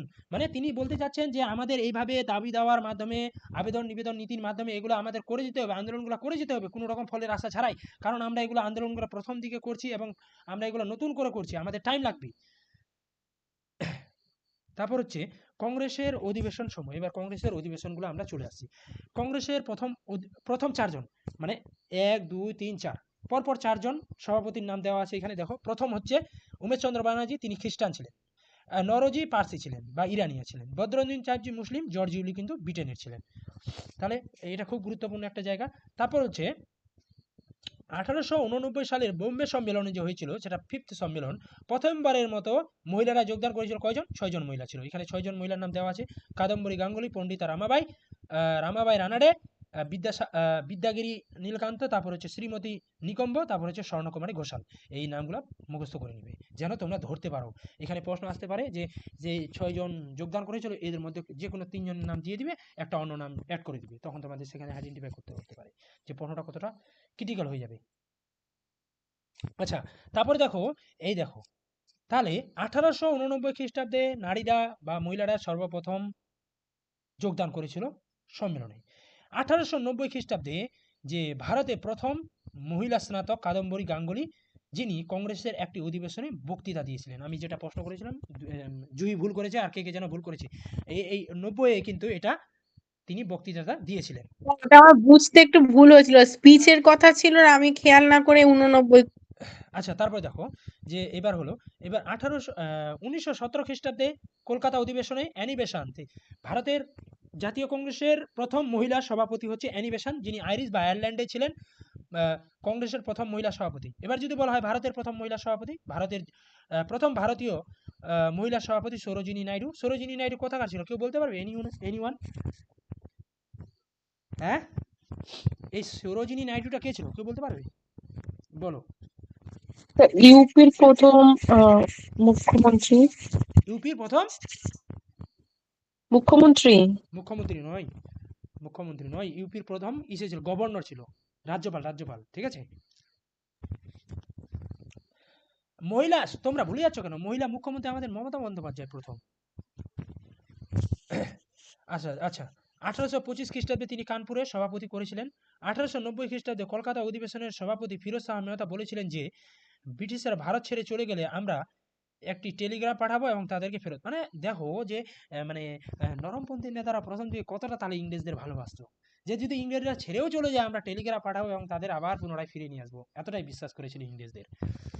আচ্ছা, এবার হচ্ছে মোট 1885 থেকে 1947 পর্যন্ত 3 জন মহিলা সভাপতি ছিল। এই 3 জনের নাম আমি দিয়ে দিয়েছি। তাহলে এটাও তোমার ক্লিয়ার হয়ে গেল, আর কোনো থাকলো না। এইভাবে পড়তে হবে, অ্যানি বেসান্ট, সরোজিনী নাইডু, আর হচ্ছে লেনি ডাউনিং। ইনি কিন্তু বিদেশি ছিল, আমাদের একজন ভারতীয়কে বিয়ে করছে বলে ভারতীয় হয়ে যাচ্ছে। দেখো, অ্যানি বেসান্ট সেটা আমি বলে দিলাম, প্রথম আইরিশে ছিল, প্রথম বিদেশি। আচ্ছা, সরোজিনী নাইডুটা হয়ে গেল। এটা দেখো যে 1833 খ্রিস্টাব্দে কলকাতা অধিবেশনে তিনি সভাপতিত্ব করেছিলেন। মূলত ইংল্যান্ড থেকে তিনি কিন্তু ইংল্যান্ডে ছিল যতীন্দ্র সেনগুপ্তকে বিয়ে করে পরে তার নাম হচ্ছে নলিনী সেনগুপ্ত, যাকে আমরা নলিনী সেনগুপ্ত নামে জানি। এই 3 জনেই ছিল কিন্তু মহিলা সভাপতি। আচ্ছা, এবার হচ্ছে কংগ্রেসের অধিবেশনে 5 বিদেশি সভাপতি। এবার চলে আসো যে কংগ্রেসে মোট 5 জন বিদেশি সভাপতি ছিল। সেই 5 জন কে? প্রথমটা জানো যে জর্জ ইলু, যাকে আমরা প্রথম বিদেশি বলি, জর্জ ইলু মানে ইংরেজ বলি, জর্জ ইলু। তারপর হচ্ছে উইলিয়াম ওয়েডারবার্ন, আলফ্রেড ওয়েব, তারপর স্যার হেনরি কটন, আর হচ্ছে অ্যানি বেসান্ট 1917। এবার এগুলোও দেখে নিতে হবে। 1888 খ্রিস্টাব্দে এলাহাবাদ অধিবেশনে জর্জ ইলু, উইলিয়াম ওয়েডারবার্ন দুবার, একবার হচ্ছে 1889 আর একবার হচ্ছে 1910। আর ইনি হচ্ছে প্রথম ব্যক্তি যিনি প্রথম দুবার সভাপতি হয়েছিলেন। যদি পরীক্ষাতে আসে নিম্নলিখিত সভাপতিগুলোর মধ্যে কে সর্বপ্রথম দুবার সভাপতি হয়েছিলেন, তিনি হচ্ছে উইলিয়াম ওয়েডারবার্ন। হ্যাঁ, যে 1989 আর একটা 1910, এই 1889 এবং 1910। আলফ্রেড ওয়েব 1894 খ্রিস্টাব্দে মাদ্রাজ, 1904 বোম্বে, আর 1917 কলকাতায় নিবেশন। এইগুলো হয়েছে মোট 5 জন বিদেশি সভাপতি। এখানে নারী পুরুষ মিলে আছে, নিবেশন তো নারী ছিল। তারপর চলে আসো যে কি বলছে, কংগ্রেস 1891 থেকে 1895 খ্রিস্টাব্দ পর্যন্ত প্রতিটি অধিবেশন বন আইনের বিরোধিতা, প্রত্যেকটা অধিবেশনে বন আইনের বিরোধিতা করেছিল। তোমরা জানো যে ইংরেজরা যখন প্রথম দিকে এসেছিল না, ওই যে বা আমরা বলতে পারি যে যখন তারা এই পলাশীর যুদ্ধ, বক্সার যুদ্ধগুলো জয় করলো, তো তাদের মূল তো দখল করার জায়গাগুলাই ছিল হচ্ছে বন। এই জন্য অরণ্য আইন এনেছিল। এই জন্য তোমরা জানো যে সাঁওতাল বিদ্রোহ হচ্ছে, বিভিন্ন উপজাতি বিদ্রোহগুলো হয়েছিল, যে 3টা আইন পাস করেছিল। একটা হচ্ছে প্রথমটা 65, তারপরে তা 78, তারপর 83, এই যে বন আইনগুলো ছিল, বা আমরা বলতে পারি যে ফরেস্ট অ্যাক্ট। তো সেগুলার 91 থেকে 1891 থেকে 1895 পরপর প্রতিটাতে এই আইনের বিরোধিতা করেছিল, বন আইনের। তারপর হচ্ছে কংগ্রেসের প্রথম সংবিধান, এই বললাম যে একটু আগেই যে প্রথম জাতীয় কংগ্রেসের প্রথম সংবিধান রচিত হয়েছিল 1899 খ্রিস্টাব্দে, এবং 1920 খ্রিস্টাব্দে সেটার আবার সংশোধন করা হয়েছিল দুবার। এইভাবে নোটগুলো বানাতে হবে, তাহলে দেখবে তোমরা যে কেউ যেখান থেকে প্রশ্ন করো তোমরা হুটহাট করে বলতে পারবে, মানে খাপছাড়া নোট নয়, খাপছাড়া পড়লে হবে না। তারপর 1906 খ্রিস্টাব্দে কলকাতা অধিবেশনে কংগ্রেস সত্যিকারের অর্থেই ভারতীয় এবং জাতীয় হয়ে উঠেছিল, কারণ সেখানেই সর্বপ্রথম স্বরাজ শব্দটি ব্যবহার করেছিল। অমৃতসর অধিবেশনে 1919 খ্রিস্টাব্দে গান্ধীজি কংগ্রেসের একটি নতুন সংবিধান তৈরিতে কেলকার এবং আইভি সেনকে নির্বাচন করেছিলেন। 1989 খ্রিস্টাব্দে সালে লাহোর অধিবেশনে নেহেরু বলেছিলেন, আমি একজন সমাজতান্ত্রিক এবং একটি প্রজাতন্ত্র এবং আমি রাজা ও রাজকুমারদের বিশ্বাস করি না। লাহোর অধিবেশনে 1929 সালে সুভাষচন্দ্র বসু একটি প্রস্তাব পেশ করেন যে দেশ একটি সমান্তরাল সরকার প্রতিষ্ঠা করা কংগ্রেসের লক্ষ্য হওয়া উচিত, কিন্তু গান্ধীজি তার বিরোধিতা করেছিলেন। প্রস্তাবটি পাস হয়নি। সুভাষচন্দ্র বসু বিচলিত হন এবং 1929 সালে লাহোরে ডেমোক্রেটিক পার্টির প্রতিষ্ঠা করেছিলেন।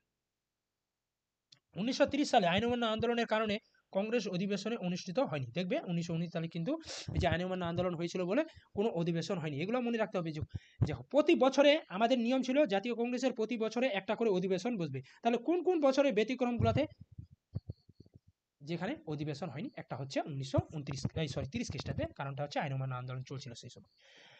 তারপর হচ্ছে 1885 থেকে 1929 খ্রিস্টাব্দ পর্যন্ত কংগ্রেসের প্রতিটা অধিবেশন ডিসেম্বর হয়েছিল।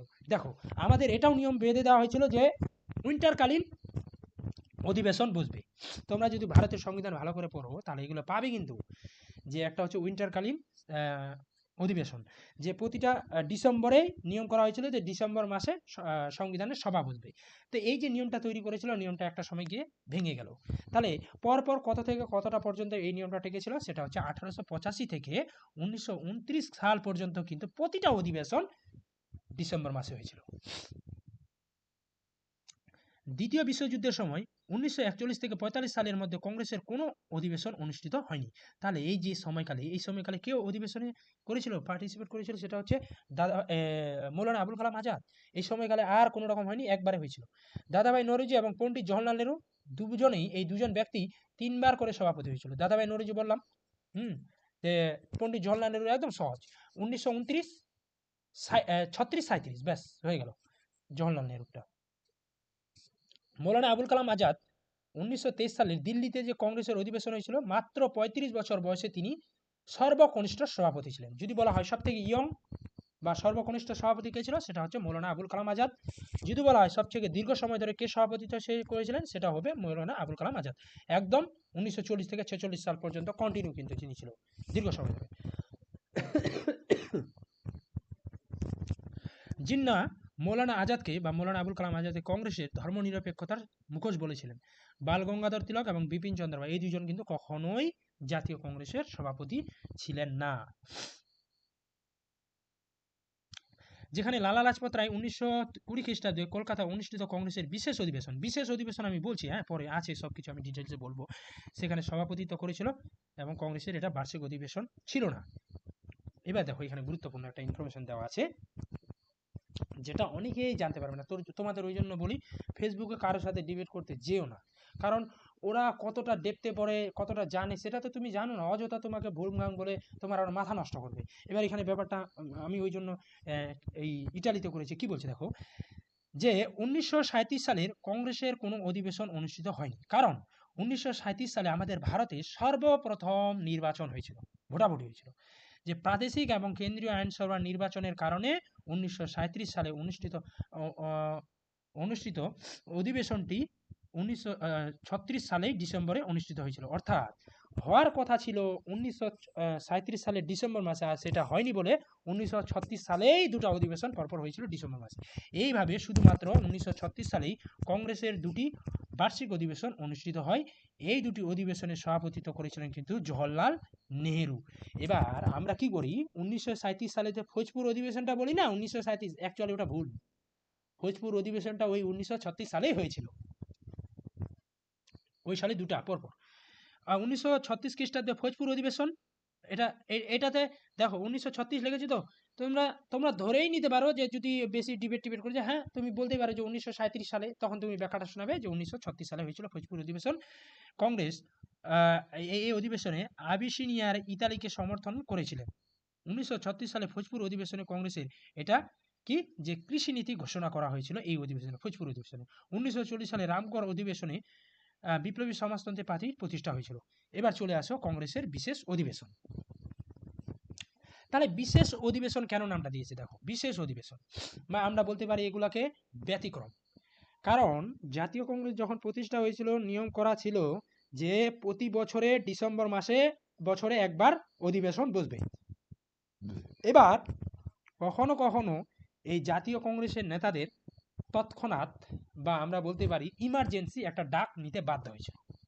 এই যে ইমার্জেন্সি একটা অধিবেশন বসলো সেগুলাকেই বলা হয় বিশেষ অধিবেশন। যেমন 1920 খ্রিস্টাব্দে অসহযোগ আন্দোলন হওয়ার একটা কথা, 1920 খ্রিস্টাব্দে অসহযোগ আন্দোলন হবে, কিন্তু আমাদের নিয়ম ছিল যে ডিসেম্বর মাসে গিয়ে আমরা করব জাতীয় কংগ্রেসের সভাপতি, সেই সভাপতি ডাকবো কবে আর আমাদের আন্দোলন কবে, আমাদের এই তৎক্ষণাৎ একটা অধিবেশন ডাকার প্রয়োজন।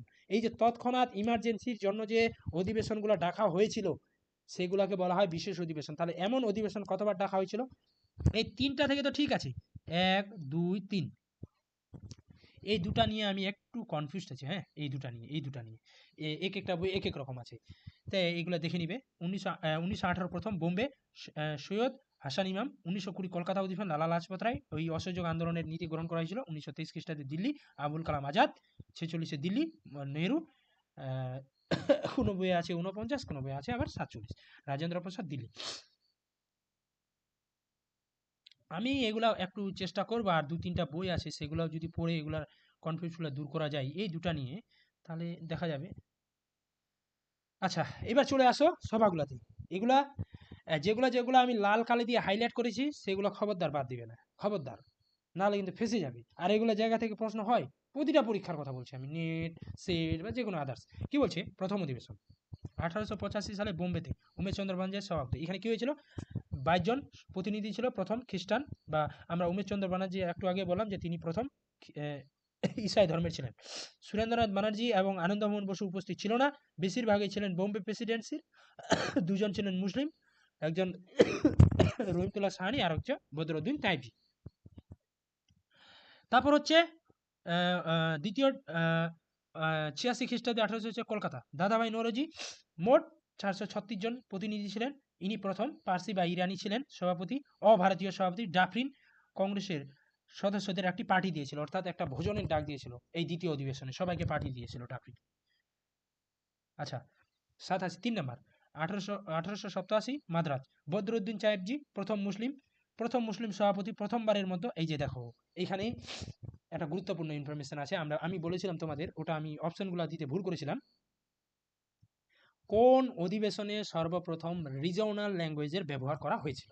সেটা হচ্ছে এই মাদ্রাজ অধিবেশনে কিন্তু। হ্যাঁ,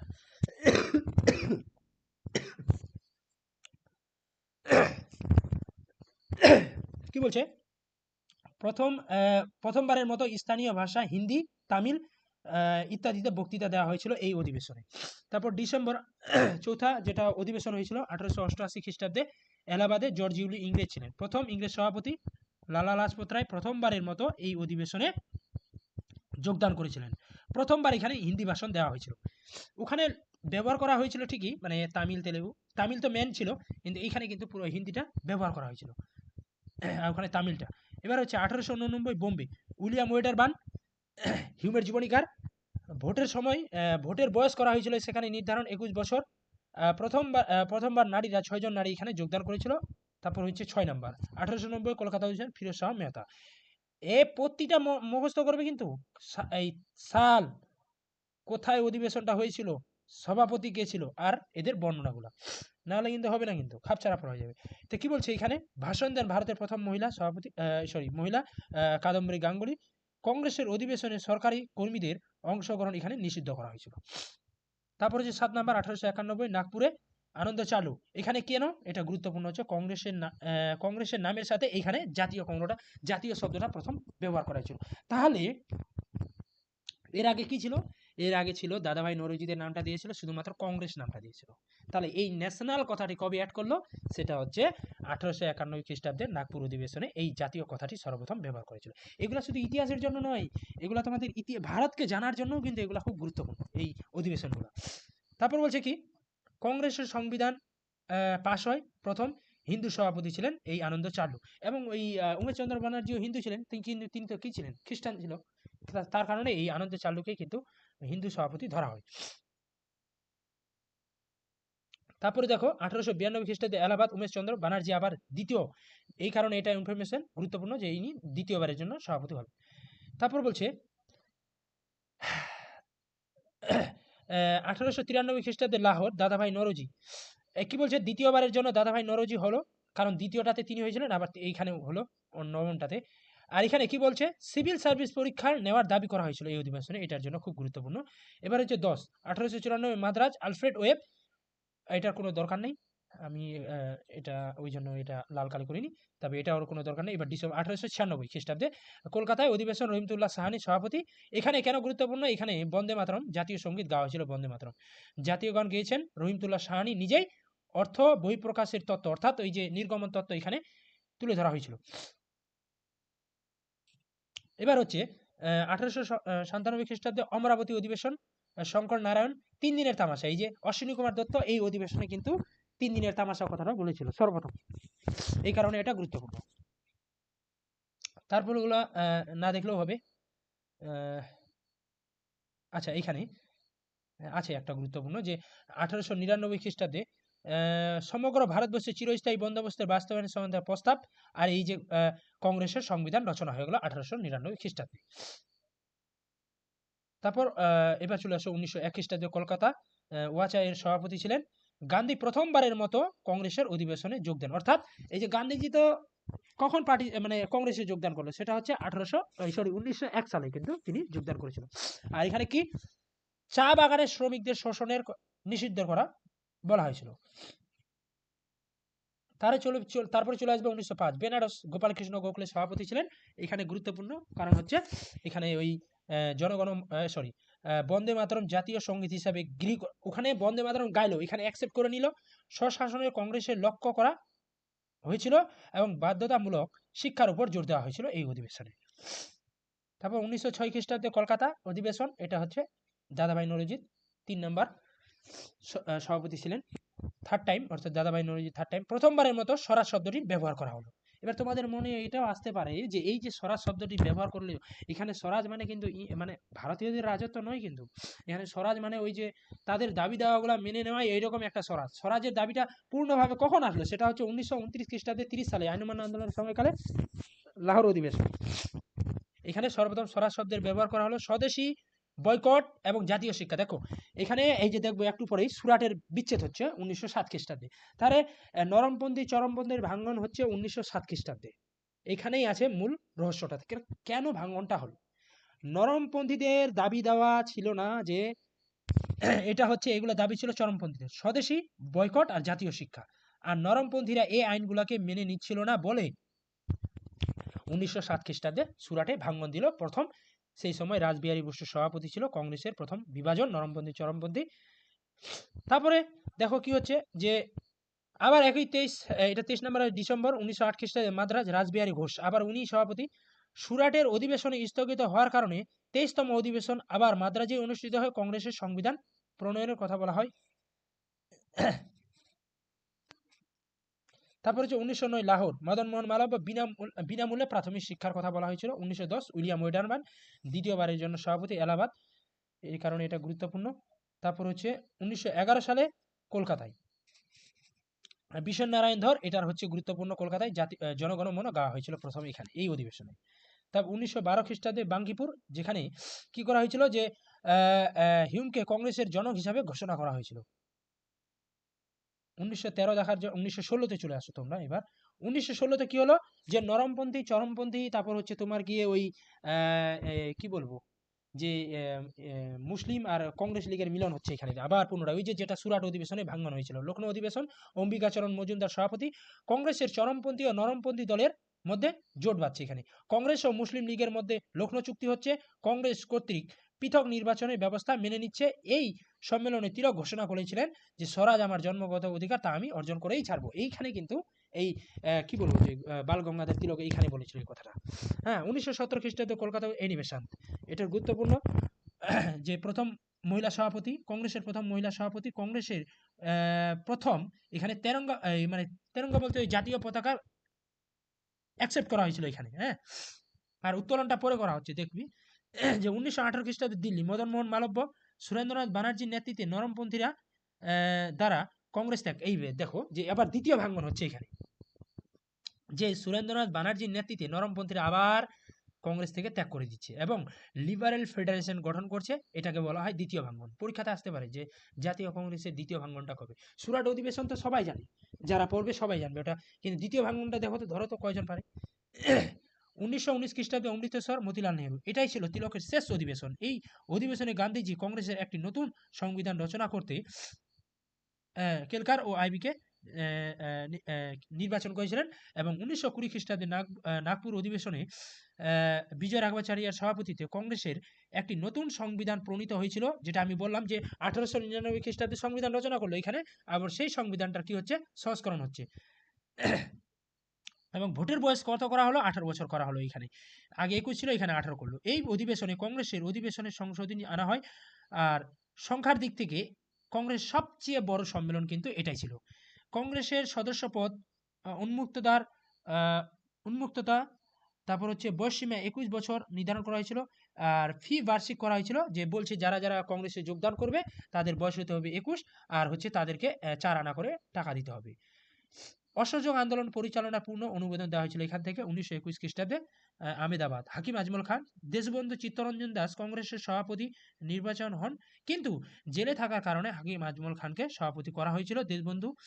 দেশবন্ধুর যে মানে তার যে দেশবন্ধুর যে ভাষণটা, সেটা কে পড়ে শুনিয়েছিল, সেটা হচ্ছে সরোজিনী নাইডু। প্রথমবারের মতো এখানে জাতীয় পতাকা উত্তোলন করা হলো। 1917 খ্রিস্টাব্দে ওখানে জাতীয় পতাকা অ্যাকসেপ্ট করা হলো, আর এখানে এই জাতীয় পতাকা উত্তোলন করা হলো এই অধিবেশনে। হ্যাঁ, তারপর হচ্ছে ডিসেম্বর 1922 গয়া অধিবেশন, চিত্তরঞ্জন দাস স্বরাজ্য পার্টি প্রতিষ্ঠার কথা বললো। 1923 খ্রিস্টাব্দে কাকিনাড়া, মোহাম্মদ আলী জিন্না, এই যে এইখানে দেখো যে সর্বভারতীয় এখানে খাদি বোর্ড গঠন করে নিল, খাদি পোশাকের বোর্ড গঠন করার কথা বলা হলো এখানে। তারপর 1924 খ্রিস্টাব্দে বেলগাঁও অধিবেশন, গান্ধীজি একমাত্র একটাই অধিবেশনে গান্ধীজি সভাপতিত্ব করেছিল, সেটা হচ্ছে কর্ণাটকের বেলগাঁও অধিবেশনে। গান্ধীজি শুধুমাত্র বেলগাঁও অধিবেশনে সভাপতিত্ব করেছিল এবং অস্পৃশ্যতা সংক্রান্ত প্রস্তাব পাস করা হয় এই অধিবেশনে। গান্ধী দাস বলছে গান্ধী আর চিত্তরঞ্জন দাস চুক্তি অনুসারে স্বরাজ্য পার্টি কংগ্রেসের অবিচ্ছেদ্য অংশ হিসেবে মেনে নিল। এই যখন আমি তোমাদের অসহযোগ আন্দোলনগুলো পড়াবো না, তখন এই স্বরাজ্য পার্টির ব্যাপারটা আর অসহযোগ আন্দোলনের ব্যাপারটা সেখানে ভালো মতো করে আলোচনা করি। তারপর 1925 খ্রিস্টাব্দে কানপুর, সরোজিনী নাইডু ভারতীয় মহিলা প্রথম ভারতীয় মহিলা সভাপতি, আর হিন্দি জাতীয় ভাষা হিসেবে এখানে স্বীকৃতি দেওয়ার কথা বলা হয়েছিল। তারপর হচ্ছে এখানে আর একটা গান গাওয়া হয়েছিল, এই গানটা নতুন, আমি নিজেও শুনিনি, বিশ্ব তিরঙ্গা পেয়ারা গানটি গাওয়া হয়েছিল এখানে। তারপরে ডিসেম্বর 1826 গুয়াহাটি অধিবেশন, এই গুয়াহাটি অধিবেশনে শ্রীনিবাস আইঙ্গারের আর প্রথমবারের মতো কংগ্রেস কর্মীরা এখানে খাদি পোশাক বাধ্যতামূলক করলো, মানে এখানে খাদি পোশাকের ব্যবহার করা শুরু, অনেক খাদি বোর্ড গঠন করলো, এখানে খাদি পোশাক ব্যবহার করলো একদম কম্পালসারি। তারপর হচ্ছে এটা দেখার দরকার নেই এগুলা, তারপরে চলে আসবো। আর আচ্ছা, এই 27 এটা এই কারণে দর নাই, এখানে পূর্ণ স্বাধীনতার দাবি তুলেছিল, হ্যাঁ। তারপর 1929 খ্রিস্টাব্দে লাহোর অধিবেশনে জওহরলাল নেহরুর এখানে পূর্ণ স্বাধীনতার প্রস্তাবটা পাস হয়ে গেল। আইন অমান্য আন্দোলন শুরু করার অনুমতি, ভারতের পররাষ্ট্র নীতির ঘোষণা, স্বরাজ্য শব্দের অর্থ হবে সম্পূর্ণ স্বাধীনতা। এই যে এইবার থেকে কিন্তু যেটা আমরা বলি যে স্বরাজ মানে একদম পূর্ণ স্বাধীনতা চাই, এইখান থেকে দাবি দেওয়া উঠছে, এর আগে নয়। তারপর যে এটা খুব গুরুত্বপূর্ণ, 1931 খ্রিস্টাব্দে করাচি অধিবেশন, সর্দার বল্লভভাই প্যাটেল, এখানে গান্ধী আইন চুক্তির অনুমোদন, আর যেটা গুরুত্বপূর্ণ মৌলিক অধিকারের কথা বলা হয়েছিল প্রস্তাব, আর জাতীয় অর্থনৈতিক কর্মসূচির কথা বলা হয়েছিল, খুব গুরুত্বপূর্ণ এগুলো। তারপরে চলে আসো এখানে, তারপর হচ্ছে 1933 খ্রিস্টাব্দে কলকাতা, মিসেস আচ্ছা শেষ নারী মহিলা সভাপতি ছিলেন, তার জন্য এটা। তারপর তারপর হচ্ছে 1934 খ্রিস্টাব্দে রাজেন্দ্র প্রসাদ সমাজতন্ত্র পার্টি প্রতিষ্ঠার কথা বলা হচ্ছে। 1936 খ্রিস্টাব্দে জওহরলাল নেহরু, কংগ্রেসের লক্ষ্য ছিল সমাজতন্ত্র, জওহরলাল নেহরু মেনে নিয়েছিলেন এবং বলেছিলেন হ্যাঁ আমি একজন সমাজবাদী। এই কারণে আমি বললাম যে এটা দিয়েছি শুধুমাত্র, কিন্তু এটা হবে না। 1936 খ্রিস্টাব্দের ডিসেম্বরে ওই বছরেই ফৌজপুর অধিবেশন হয়েছিল জওহরলাল নেহরু, আর জওহরলাল নেহরু এটা থার্ড টাইমের জন্য হয়েছিল। কংগ্রেসের প্রথম গ্রামীণ অধিবেশন এটা, এটা গ্রামীণ অধিবেশন ফৌজপুর, এটা একটা মহারাষ্ট্রের ছোট জায়গাতে হয়েছিল কংগ্রেসের। আর সুবর্ণ জয়ন্তী অধিবেশন এটাকেই বলা হয় ফৌজপুর অধিবেশনটাকে। কারণ হচ্ছে কেন বলতো, ওই ফৌজপুর অধিবেশনে কি হয়েছিল মনে আছে, কি বললাম একটু আগে, যে কৃষি আইন নিয়ে আলোচনা করা হয়েছিল। তার কৃষি একটা সবুজের মধ্যে চলে যাচ্ছে, শস্য শ্যামলার মধ্যে। তারপর হচ্ছে 1938 খ্রিস্টাব্দে হরিপুর অধিবেশন, গুজরাটে হরিপুরাটা, সুভাষচন্দ্র বসু স্থানীয় রাজ্য কর্তৃক কংগ্রেসের নীতির ঘোষণা এবং দেশীয় রাজ্যগুলির স্বাধীনতার অন্তর্ভুক্তির প্রস্তাব, এখানে খুব গুরুত্বপূর্ণ এই ইনফরমেশন। দেশীয় রাজ্যগুলির স্বাধীনতার অন্তর্ভুক্তির প্রস্তাব এখানে করা হয়েছিল। জওহরলাল নেহরুর নেতৃত্বে ন্যাশনাল প্ল্যানিং কমিটির প্রতিষ্ঠার কথা বলা হয়েছিল। এইগুলো পরীক্ষাতে আসে খুব। 1939 খ্রিস্টাব্দে ত্রিপুরা অধিবেশন, মধ্যপ্রদেশে, এটা সুভাষচন্দ্র বসু এখানে প্রথম ইলেকশন হয়েছিল। যে ওই জন্য পরীক্ষাতে এরকম প্রশ্ন করা হয় যে জাতীয় কংগ্রেসের প্রথম নির্বাচিত নেতা কে ছিলেন, সেটা হচ্ছে সুভাষচন্দ্র বসু। এখানে গান্ধীজির নির্বাচিত প্রতিনিধি ছিলেন, মানে তিনি গান্ধীজি কাকে প্রথমে নির্বাচন করেছিলেন, জওহরলাল নেহরুকে। জওহরলাল নেহরু বলছে আমি এই ভোট টোটে দাঁড়াবো না। তারপর মৌলানা আবুল কালাম আজাদকে বললো, তিনিও বলছে আমিও দাঁড়াবো না। তখন পট্টবী সীতারামাইয়াকে বলিকা বাগড়া বানালো। এখানে পট্টবী সীতারামাইয়া গান্ধীজির অনুপ্রাণিত ব্যক্তি হয়ে দাঁড়ালো ভোটে, এখানে একদম পুরোপুরি নেতাজির কাছে সেই মানে লেভেলে হারলো। হেরে যাওয়াতে তখন এবার দেখছে যে নেতাজি দেখছে যে আমি যদি এখানে থেকে যাই, এমনিতে গান্ধীজির সাথে আমার রেসারেসি হয়ে গেল, ভালো হবে না ব্যাপারটা, আমি চলে যাচ্ছি বাইরে। তখন থেকে তিনি ওই সরোজিনী নাইডুর হাতে মনোনয়নপত্র ত্যাগ করে বিদেশে চলে গেল, জার্মানির রাজধানী বার্লিনে। সুভাষচন্দ্র বোস পদত্যাগ করেন। ডক্টর রাজেন্দ্র প্রসাদ তখন এই কি বলবো যে ত্রিপুরা অধিবেশনের সভাপতি হয়েছিল। 1940 খ্রিস্টাব্দে রামগড় অধিবেশন, আবুল কালাম আজাদ ব্যক্তিগত সত্যাগ্রহ এখানে শুরু হয়েছিল, যেটা কি বলবো না জওহরলাল নেহরু এবং বিনোবা ভাবে 1940 খ্রিস্টাব্দে ব্যক্তিগত সত্যাগ্রহ শুরু করেছিল। মৌলানা আবুল কালাম আজাদ 1946 সাল পর্যন্ত কিন্তু ছিল, যিনি দীর্ঘ সময়কাল পরে সভাপতি করেছিল। জওহরলাল নেহরু 1946 সালে জুলাই মাস থেকে 1946 সময় কিছু সময়ের জন্য কিন্তু তিনি সভাপতি ছিলেন। নভেম্বর 1946 মিরাট, জেপি কৃপলানি ভারতের স্বাধীনতার সময় তিনি সভাপতি ছিলেন। এবার পরীক্ষাতে আছে যে ভারতের স্বাধীনতার সময় সভাপতি কে ছিলেন, জেপি কৃপলানি। দেখো 46 47 নেই, 47 ভারতের স্বাধীনতা হয়েছিল, সে সময় গ্যাপ। এবার ভারতের স্বাধীনতার পর কে তাহলে, 48 জয়পুর, পট্টবী সীতারামাইয়া স্বাধীনতার পর কংগ্রেসের সভাপতি, প্রথম সভাপতি। তাহলে এইগুলো হয়ে গেল। সর্বাধিক কলকাতায় অধিবেশন হয়েছিল, দ্বিতীয় হয়েছিল মুম্বাই। আচ্ছা 72 জন প্রতিনিধির মধ্যে মুম্বাই থেকে 38 জন, প্রথম অধিবেশনের কথা বলছি, যে মাদ্রাজ থেকে 21, 7 জন হচ্ছে উত্তরপ্রদেশ থেকে, উত্তরপ্রদেশের অবধ হচ্ছে অযোধ্যা, বেঙ্গল প্রেসিডেন্সি থেকে 3 জন, পাঞ্জাব থেকে 3 জন, দেখবে 72 জন হবে মোট। কংগ্রেসের প্রথম অধিবেশনে নিম্নলিখিত দাবিগুলো, এইগুলো দাবিগুলোর কথা দেওয়া আছে। 1892 সালে হিউম পদত্যাগ করেন এবং লন্ডনে চলে গিয়েছিলেন তিনি। 89 সালে কনভেনশনের প্রথমবারের মতো নারী প্রতিনিধির উপস্থিত দেখা যায়। 21 বছরের ভোটাধিকারের প্রস্তাব হয়। গোপালকৃষ্ণ গোখলে এবং বাল গঙ্গাধর তিলক 1889 সালের অধিবেশনে প্রথমবারের মতো অংশগ্রহণ করেছিলেন।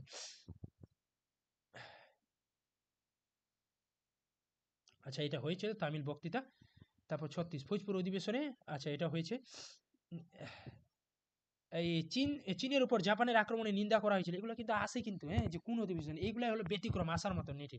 উমেশ চন্দ্র বন্দ্যোপাধ্যায় কংগ্রেসের প্রথম ব্যক্তি যিনি দুবার, আচ্ছা এইখানে আমি যেটা ভুল বলেছিলাম যে ওই উইলিয়াম ওয়েডারবর্ন নয়, সেটা হবে উমেশ চন্দ্র ব্যানার্জি। যে উমেশ চন্দ্র ব্যানার্জি হচ্ছে ভারতীয়দের ক্ষেত্রে এবং গোটা কংগ্রেসের ক্ষেত্রে যিনি দুবার অধিবেশনে সভাপতিত্ব করেছিলেন, এবং বিদেশিদের মধ্যে প্রথম যিনি দুবার সভাপতিত্ব করেছিলেন তিনি হচ্ছে উইলিয়াম ওয়েডারবার্ন, এটা মনে রাখবে। 1893 সালে লাহোর অধিবেশনে কংগ্রেসের ভারতের সিভিল সার্ভিস পরীক্ষার আয়োজনের দাবি করা হয়েছিল। 1899 খ্রিস্টাব্দে এলাহাবাদ অধিবেশনে প্রথমবারের মতো কংগ্রেসের সংবিধান তৈরি, আচ্ছা এটা হয়েছে 1900, এটা হয়েছে 21, আচ্ছা এটা হয়েছে। এবার চলে আসো এখানে লাস্ট যে বই, জাতীয় কংগ্রেসের যদি বই সম্পর্কে আসে তো এইখান থেকেই আসবে, কমন পেয়ে যাবে। যে কি বলছে উমেশ চন্দ্র ব্যানার্জির বইটার নাম হচ্ছে ইন্ডিয়ান পলিটিক্স। পরপর দেওয়া আছে, ক্রোনোলজি মেনটেন করে দিয়েছে, দেখো এটা, তারপর এটা, তারপর এটা, তারপর এটা, তারপর এটা, তারপর এটা, এগুলোর সালগুলো নেই, ওই জন্য আমি পাইনি, এগুলো পরে দিয়ে দিয়েছি। যে ক্রোনোলজি হিসাবেও দিতে পারে, কে কোনটা বই লিখেছে এইভাবেও দিতে পারে। উমেশ চন্দ্র ব্যানার্জির ইন্ডিয়ান পলিটিক্স, উইলিয়াম ওয়েডার বানেন হচ্ছে অ্যালান অক্টোভিয়ান হিউম, কারণ তিনি হচ্ছে হিউমের জীবনীকার ছিলেন। লালা লাজপত রায় ইয়ং ইন্ডিয়া, অ্যান্ড্রুজ এবং Girija Mukherjee the rise and growth of Congress in India. তারপর হচ্ছে গোলওয়ারকারের বইটার নাম হচ্ছে উই আর আওয়ার নেশনহুড। তারপর হচ্ছে ডিফাইন। তারপর হচ্ছে মেহরতরা emergence of Indian National Congress. তারপর হচ্ছে এনি বেসান্তের গ্রন্থের নাম how India wrought for freedom. Pattabhi Sitaramayya India of the Indian National Congress. এই হয়ে গেল তোমাদের জাতীয় কংগ্রেসের সম্পর্কে যাবতীয় নোটপত্র। যদি কোনো রকম প্রশ্ন আসে, আমি এটা আমার মনের মতো নোটটা বানিয়েছি, আমার মনে হয় তোমরা কমন পেয়ে যাবে। তো এবার বলো, কারো যদি কোনো কিছু বলার থাকে বলো, কেউ কিছু বলবে? কে কে আছে? জুই আছে, খায়রুল, লাবণী, বলো বলো নির্দ্বিধায় বলো, কারো কোনো যদি অসুবিধা থাকে। ওই বিদেশিটা কি হবে তাহলে প্রথমে ওই হ্যাঁ যে শোনো শোনো, কংগ্রেসের যদি বলা হয় যে বিদেশিদের মধ্যে সর্বপ্রথম কে দুইবার অধিবেশন সভাপতি হয়েছিলেন, উইলিয়াম ওয়েডারবান, আর কেউ ছিল না। আর যদি বলা আর হয়, প্রথম হলো দাদাভাই নৌরোজি। আর যদি হ্যাঁ যদি ডিরেক্ট বলে যে প্রথম কে, তখন নরোজি নয়, উমেশচন্দ্র দুবার দেখলে না, আর দাদাভাই নরোজি, আর তোমার হচ্ছে কি বলে তোমার ওর নাম, জওহরলাল নেহরু, তিনবার হয়েছিলেন দাদাভাই নরোজি, আর হচ্ছে জওহরলাল নেহরু, তিনবার। ওই যে বিদেশি যে একজন আছেন না, ওই আপনি বললেন যে কংগ্রেসে বিদেশি যে একজন, মানে প্রথম বিদেশি, ওটা কি দাদাভাই নৌরোজি হবে? হ্যাঁ, ওই যে বিদেশি নয়। বিদেশি কখন বললাম? আমি বললাম অভারতীয়। কথাটা বুঝছো না? বিদেশি আর অ- অভারতীয়ের মধ্যে আ- ডিফারেন্স আছে। ওই আচ্ছা, অভারতীয় অভারতীয় বা অভারতীয়। নন ইন্ডিয়ান যদি বলা হয়, নন ইন্ডিয়ান, তখন হবে ওই তাহলে দাদাভাই নৌরোজি। দাদাভাই নওরোজি। উনি হচ্ছে পার্সি ছিল, ইরানিয়ান ছিলেন তিনি। যেমন আর এই মুসলিমটা তো বদরুদ্দিন তৈয়বজি বললেন, তাই তো? হ্যাঁ, যেমন মুসলিম যেটা তোমরা এটা জানো যে ভারতরত্ন, বলো তো, দেখি একটা বেসিক প্রশ্ন, যে ভারতরত্ন কাকে দেওয়া হয়েছিল বিদেশিদের মধ্যে সর্বপ্রথম ভারতে? বলতে পারবে কেউ? পারবে কেউ বলতে? এখানে যার মোটামুটি নলেজ আছে, আমাদের ইতিহাসের প্রশ্ন তো এটা, খান আব্দুল গফর খানকে দেওয়া হয়েছিল, দেখবে তোমরা। খান আব্দুল গফর খান আমাদের ভারতে ছিল না। তো যাই হোক, এই হলো তোমাদের নোট, এগুলো ভালো মতো করে পড়ো, কোথাও অসুবিধা হলে আমার হোয়াটসঅ্যাপ আছে, কল আছে, তোমরা নির্দ্বিধায় করবে। পরীক্ষার বেশি স্যার, দিন নেই। হ্যাঁ, বলছিলাম যে ওই রিভিশন তো মোটামুটি করছি, তো একটা মক টেস্ট নিলে ভালো হতো না স্যার? আমি ওদিনই বললাম যে তোমরা কি মক টেস্ট দিবে, তোমরা তো কোনো কিছু রেসপন্স করছো না। এবার তোমরা যদি পড়াশোনা না হয়, মক টেস্ট দিয়ে কি করবে? এবার তোমাদের যদি আমি না স্যার, হুটহাট করে, বলছিলাম যে আমি প্রিপারেশনটা শোনো, কেমন হয়েছে। আমি তার জন্যই তোমাদের বলি ক্লাসে একটু যদি জয়েন করো একটা দিন, আমি লাইভ তোমাদের আমি জাজ করতে চাচ্ছি। আমার যতটা নলেজ আছে আমি সেই প্রশ্নগুলো তোমাদের ধরবো, তোমরা উত্তর দিবে। একবার আমি দেখতে চাই যে তোমাদের লেভেলটা কোন জায়গাতে দাঁড়িয়ে আছে। তোমরা তো সেটাও করবে না। এইভাবে আমি অন করে রাখবো, তোমরাও মাইকগুলো অন করে রাখবে, ঠিক আছে? একবার লাইভ স্ট্রিমিং হোক, একদম সরাসরি তোমরা উত্তর দেবে, আমি প্রশ্ন করবো, যে করবে, যে দিবে দেবে আগে, কি আছে, তখন আমি বুঝতে পারবো এটা এটা। আরেকটা হচ্ছে যে আমি তোমাদের মক টেস্ট নেবো একটা, সেটাও আমি করতে যাচ্ছি। এখন আমার কথা হচ্ছে তোমাদের, যে আমি বারবার বলি যে তোমাদেরকে রিভিশনটা ভালো হয়েছে, রিভিশনটা কি হয়েছে, তোমরা তো কোনো কিছুই বলছো না। যদি মানে পড়াশোনা না করো, তাহলে মক টেস্ট দিয়ে তো কোনো লাভ নেই, বরঞ্চ সিলেবাস দিয়ে তোমার পিছিয়ে যাবে। এর পরের দিন যদি আমি ক্লাস নিই বুধবারে, সেদিন তো তোমাদের সেটা হায়ার এডুকেশন কমপ্লিট হয়ে যাবে। তা আমার তো সিলেবাস দেখো দ্রুতই এগোচ্ছে, কারণ তোমরা কোন জায়গায় দাঁড়িয়েছো সেটা আমি এখনো বুঝতে পারছি না। হ্যাঁ, তো তোমরা মক টেস্ট দেবে, আমাকে তো বলবে, আমি তো ওই জন্য তোমাদের জিজ্ঞাসা করছি, রিভিশন কি তোমাদের মানে হয়েছে, ভালো পড়া কি হচ্ছে? স্যার, অ্যানশিয়েন্ট আর মেডিভালটা মোটামুটি করেছি, মানে একটু আধটু তাও বাদছে, মানে ওই বিশেষ বিশেষ ওই যেমন ওই স্ক্রিপ্ট গুলো একটু, মানে কোনটা কোন, মানে লিপিগুলো যেগুলো আর কি, ওগুলোর মানে ডিটেলিং গুলো একটুখানি ঠিক আমার আছে, তাহলে আমি আটকাচ্ছে। এনসিএন থেকে আজকে কয়েকটা দুটো প্রশ্ন করি, যে পারবে আমাকে অবশ্যই বলবে। এবার একদম ইজিলি প্রশ্ন আর করছি। স্যার, স্যার একটা ওই যদি একটা মক টেস্ট নেন তাহলে খুব ভালো হয় স্যার, স্যার এই ঠিক আছে, আমি নিয়ে এক্সাম নেব, আছে তো সে নিয়ে নেব, আমি 15 তারিখ। অসুবিধা নেই। আচ্ছা, আমি এনসিএন থেকে আমি একটা প্রশ্ন করি, দেখি তোমাদের কে বলতে পারে। যে বলো, যে ভারতের এনসিএন পিরিয়ডের এমন একজন শাসকের নাম বলো, যিনি হচ্ছে তার রাজত্বকালে ভয়াবহতা দেখা দিয়েছিল। সেই ভয়াবহতা, বা আমরা খরা-টরা এরকম বলতে পারি, প্রাকৃতিক দুর্যোগের কারণে তিনি তার নিজের উংলিকে কেটে বিসর্জন দিয়েছিল। মা লক্ষ্মীকে ইসের করার জন্য, সন্তুষ্টি করার জন্য, বা লক্ষ্মী টক্ষ্মী বাদ দাও, তুমি নিজের উংলি কেটে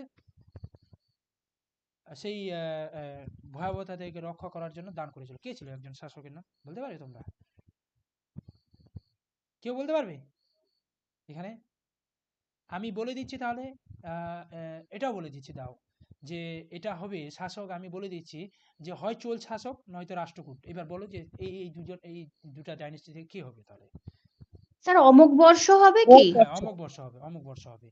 আচ্ছা, এবার বলো যে হরপ্পা সিভিলাইজেশনের সব থেকে কোথায় ই পাওয়া গেছিল, বনের মানে হরিণের বোন পাওয়া গেছিল সব থেকে বেশি, মানে হরিণের সিংহের বোন পাওয়া গেছিল সব থেকে বেশি, দেখি এটা চিরাং হবে তো স্যার? বিহারের চিরান্দ হবে। আচ্ছা, এবার বলো যে কোথায় কোথায় তাহলে আমাকে একটা জায়গার নাম বলো যেখানে ছাগলের সাথে মালিকের কবর পাওয়া গেছিল।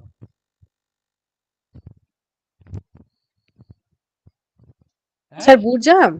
বুরজুয়ান তো কুকুরের সাথে, আমি বললাম ছাগলের সাথে। মেহেরগড় স্যার। মেহেরগড় হলো ছাগলের সাথে মানুষের, মালিকের সাথে এই কুকুরের। এটা হবে মহেঞ্জোদারো। না, এটা হবে ইসে তোমার লোথাল হবে। লোথালে দেখবে তোমরা কুকুরে ছাগলের সাথে হচ্ছে মালিকের, আর হচ্ছে ওখানে কি বলবো যে কি ওর নাম যে ভুলে যাচ্ছি, যে ওই স্বামী স্ত্রীর মানে এরকম একটা হার পাওয়া যাচ্ছে, সেই কারণে তিনি ওখানে বলছে যে ওখানে নাকি সতী দেওয়া প্রথা, মানে সতী একটা সিস্টেমটা ছিল। কে বলেছিল ওটা মনে বলো তো নামটা, বলতে পারবে কেউ? কেনেডি মনে হয় না কি এরকম একটা নাম ছিল। হ্যাঁ, হুইলার হবে, মার্টিমার হুইলার। মার্টিমার হুইলার কেন হবে? না না না, মার্টিমার হুইলার নয়। স্যার কেনেডি হবে, উনিই বলেছিলেন কেনেডি। আমি আমি সেই মানে পড়াশোনা কবে থেকে ডিটাচ হয়ে গেছি সেগুলো আমার মনে আছে, আর তোমরা বলে রিভিশন দিচ্ছ। তোমাদের এগুলো পারা উচিত, এগুলো একদম ঝরঝরে থাকবে তোমাদের, ঠিক আছে? এগুলা তোমাদের একদম ছোটস্থ থাকবে। তো যাই হোক, আমি জাস্ট এমনি ধরলাম তোমাদের, তোমরা এগুলো পড়ো, আমি তাহলে একটা মক টেস্ট নিয়ে নেবো। কিন্তু নিলে আমি কিন্তু গোটাটা নেবো, এই একটা ইউনিট নিলে তো আর হবে না। আর আমি আপডেটে নেবো, কারণ এই দু একজন নতুন আছে এবার, তারা মক টেস্ট দিবে কিনা, আচ্ছা তাদেরকেও আমি দেওয়াবো ওটা, তারাও দিয়ে দিবে না হলে। তাহলে আমি একটা কাজ করছি, বুধবারে স্যার তোমাদের আগে এটা বলছি, শোনো, বুধবারে আগে তোমাদের আগে এটা আমি হায়ার এডুকেশনটা কমপ্লিট করিয়ে দিই।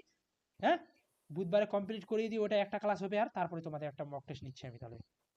স্যার বলছি যে শুধু এনশিয়ানটা নিন বা মিডাইভেলটা নিন, একটা ইউনিট নয়, মানে ওই ওই ইয়েটা মানে হ্যাঁ, ওটাই তো আমি পুরো বলতে যাচ্ছি, এনশিয়ান। পুরা হ্যাঁ পুরা মানে তাহলে পুরো ঠিক আছে। পুরো হ্যাঁ ঠিক আছে, আমি পুরো ইস্যুটা নিয়ে নিচ্ছি, এনসিয়েন্টটা নিয়ে নিচ্ছি, আর আর হচ্ছে আরেকদিন হচ্ছে তোমাদের মিডিয়েভেলটা নিয়ে নিচ্ছি, ঠিক আছে? স্যার মিডাইভালটা কি, মিডাইভালটাকে আগে নেবেন না অ্যানশিয়েন্টটা না, আগে আগে নেবেন, তাহলে আমি কোনটা আগে? তোমরাই বলো কোনটা দিবে, আমি এনসিয়েন্টটা আগে নিয়ে নিচ্ছি তাহলে। অ্যানশিয়েন্টটা নিন স্যার, হ্যাঁ অ্যানশিয়েন্টটা আগে নিন। আগে হ্যাঁ নিয়ে ঠিক আছে, তাহলে আমি মোটামুটি 50-60টার মতো প্রশ্ন রাখছি এনসিয়েন্টটা থেকে, আর মিডিয়েভেলটা থেকে 50-60টা, ওটা পরে নিবো, আগে এনসিয়েন্টটা কমপ্লিট করি। স্যার কবে নেবেন ওটা? নেক্সট রবিবার? ওটা হ্যাঁ নেক্সট রবিবারে তোমরা রাখো, নাহলে তোমাদের এক সপ্তাহ টাইম দিয়ে দিচ্ছি, কারণ ওইদিকে তো আবার সেট পরীক্ষা চলে আসছে, তাই না? হ্যাঁ হ্যাঁ স্যার, সেট তার পরীক্ষা পরের স্যার রবিবারই তো কামিং স্যার। কামিং সানডেতেই রাখুন স্যার, তাহলে হ্যাঁ ঠিক ভালোই আছে, হবে, ওই কারণ সানডেতে তোমরা এক্সাম এনসিএনটা চলে পড়ো, আসছে। ভালো মতো করে পড়ো। আর আমার তো মনে হয় না যে কি বলবো, এই যে নোটপত্রগুলো যে ইনফরমেশনগুলো আছে, যে একটাও ছাড়ার মতো ইনফরমেশন, ওই জন্য বলছি যা পড়বে খুঁটিয়ে পড়ো, খুঁটিয়ে, তাহলে তোমরা না ইতিহাসটা জানতে পারবে ভালো মতো করে। না হলে কিন্তু ওই খাপ ছাড়ার মতো করে ইতিহাস জেনে কোনো লাভ নেই। তোমরা যদি দুটা মানে উত্তর ঠিকঠাক করে বলতে না পারো, বা যদি কোনো হুটঘাট করে কেউ তোমাদের ধরে সেটা যদি বলতে না পারো, আজকে জাতীয় কংগ্রেস সম্পর্কে দেখো নোটটা কত সুন্দর করে তোমাদের সাজিয়ে দিয়েছি। বইয়ে কি তোমরা আদৌ এরকম করে সাজানো ভাবে?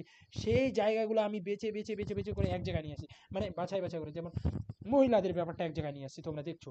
তারপর হচ্ছে ইংরেজরা কারা কারা ছিল, বিদেশিরা, তাদের 5 জন আছে, 5 জনের নাম এক জায়গায় করলাম। এইভাবে করাটা কতটা পরিশ্রম করতে হয়, আমি যতটা পরিশ্রম করছি আমি 100% দিচ্ছি, সিরিয়াসলি বলছি, 1%ও খাপছাড়ি রাখি না। কেন রাখি না? আমি এই নোটগুলো তোমাদের জন্যই শুধু নয়, আমি যেন পরিশ্রম আর দ্বিতীয়বারের জন্য এই নোটগুলোর জন্য আমাকে করতে না হয়, সেটার উপর লক্ষ্য করেও কিন্তু আমি নোটগুলো বানাই। এই কারণে যেন কোনো ইনফরমেশন, গুরুত্বপূর্ণ ইনফরমেশন ছাড়া না পড়ে, এই জন্য খুঁটে খুঁটে আমাকে নোটগুলো বানাতে হয়। আর যেন নোটগুলো মানে যারা পড়বে তাদের যেন বুঝতে সুবিধা হয়, তার জন্য এইভাবে নোটগুলো তোমাদের বানিয়ে দিই। দেখো না, সব আছে, মন্তব্য, কি কারণে প্রতিষ্ঠা হয়েছিল, সভা সমিতিগুলা সবকিছু এভরিথিং দেওয়া আছে, বইগুলা দেওয়ার নাম দেওয়া আছে, স্যার মেম্বারগুলা বলছি যে দেওয়া এখন আছে। নোটস গুলোই তো পড়বো, তো এখন আর টেক্সট কিন্তু পড়ছি না, এখন শুধু টেক্সট নোটস এখন পড়ছি। টেক্সট পড়ার কোনো টাইম নেই, এখন তোমাদের কাজ হবে নোটসগুলা পড়ার। আর যদি পার্সোনাল নিজস্ব কোনো প্রিপারেশন নিয়ে থাকো নিজস্ব, সেগুলার উপর ফুল ফোকাস দাও, ফুল ফোকাস। ওই জন্য তোমাদের বারবার বলছি পার্সোনাল একটা প্রিপারেশন রাখতে হয় নিজস্ব। আমি আমি তোমাদের মনে রাখতে হবে কি, আমাকে আমাকে মনে রাখতে হবে আমি তোমাদের একটা হেল্পিং ভাবের মতো, হেল্পিং ভাব, যে আমি একটা সাপোর্ট, তোমাদের প্লেয়ারের মতো সাপোর্ট করছি, কিন্তু তোমাদেরও একটা প্রিপারেশন রাখতে হবে, তাহলে কিন্তু একটা ভালো স্কোর করা যাবে। আর সেটে দেখে নিও, আমি বলছি এই নোটগুলা, যেগুলা নোট তোমাদের প্রোভাইড করেছি, প্রশ্ন কমন আসতে বাধ্য, তোমাদের কাছে জলের মতো হবে এই সেটের পরীক্ষাতে, এই প্রশ্নগুলা খালি একটু ধরতে হবে, একটু ঘুরিয়ে পিছিয়ে দিবে, ধরতে হবে। এখন যদি সেগুলো ধরতে না পারো কিছু করার নেই। কিন্তু তোমরা যে কেমন পড়ছো সেটা তো আমি জানি না, বারবার রিভিশন দিতে হবে। এখন তো তোমাদের মানে কয় ঘন্টা করে পড়তে হবে, মিনিমাম 10 ঘন্টা করে 12 ঘন্টা করে পড়তে হবে এই সময়কালে। আমি যখন সেটটা আমার বলেছিলাম না তোমাদের, সেটে যখন আমি দিয়েছিলাম, হ্যাঁ, আমার ওই সময় 70% সিলেবাস করা ছিল, মাত্র 70%। আর আমি ভাবলাম হাতে আমার 25 দিন আছে, এই 25 দিনে কি পারা যাবে? আমি বলছি ঠিক আছে, সেটের পড়ানো তো তেমন ক্রিটিক্যাল আসে না, আমি যেহেতু নোটগুলো পড়েছি, নোটগুলো বানিয়েছি, পড়ি তো 25টা দিন, তখন নোটগুলো বানানো বন্ধ করলাম, 25টা দিন এমন পড়লাম। আমার সেই সময় জেনারেল পেপারের মাত্র 7টা ইউনিট কমপ্লিট ছিল, আর এদিকে 70% ছিল, মানে মডার্নটার প্রায় গান্ধিয়ান পিরিয়ড, ফ্রিডম মুভমেন্টগুলো কিছুই পড়িনি। তাও আমার কতগুলো হয়েছিল জানো, 61টা হয়েছিল এই সাবজেক্টে, শুধুমাত্র সাবজেক্টে। হ্যাঁ, তো তোমরা পড়লে না তোমরাও পাবে, এই কারণ এই নোটগুলাই দিয়েই তো আমি এত কিছু করেছি, তোমরা কেন পাবে না? আর এখন নোটগুলো আরো আপডেট ভার্সন করে দিচ্ছি, তা আমি খুব আশাবাদী এইবারে, তো অনেক কমন পাবে, দেখো কি হয়। ঠিক আছে তাহলে লেট করো, হ্যাঁ।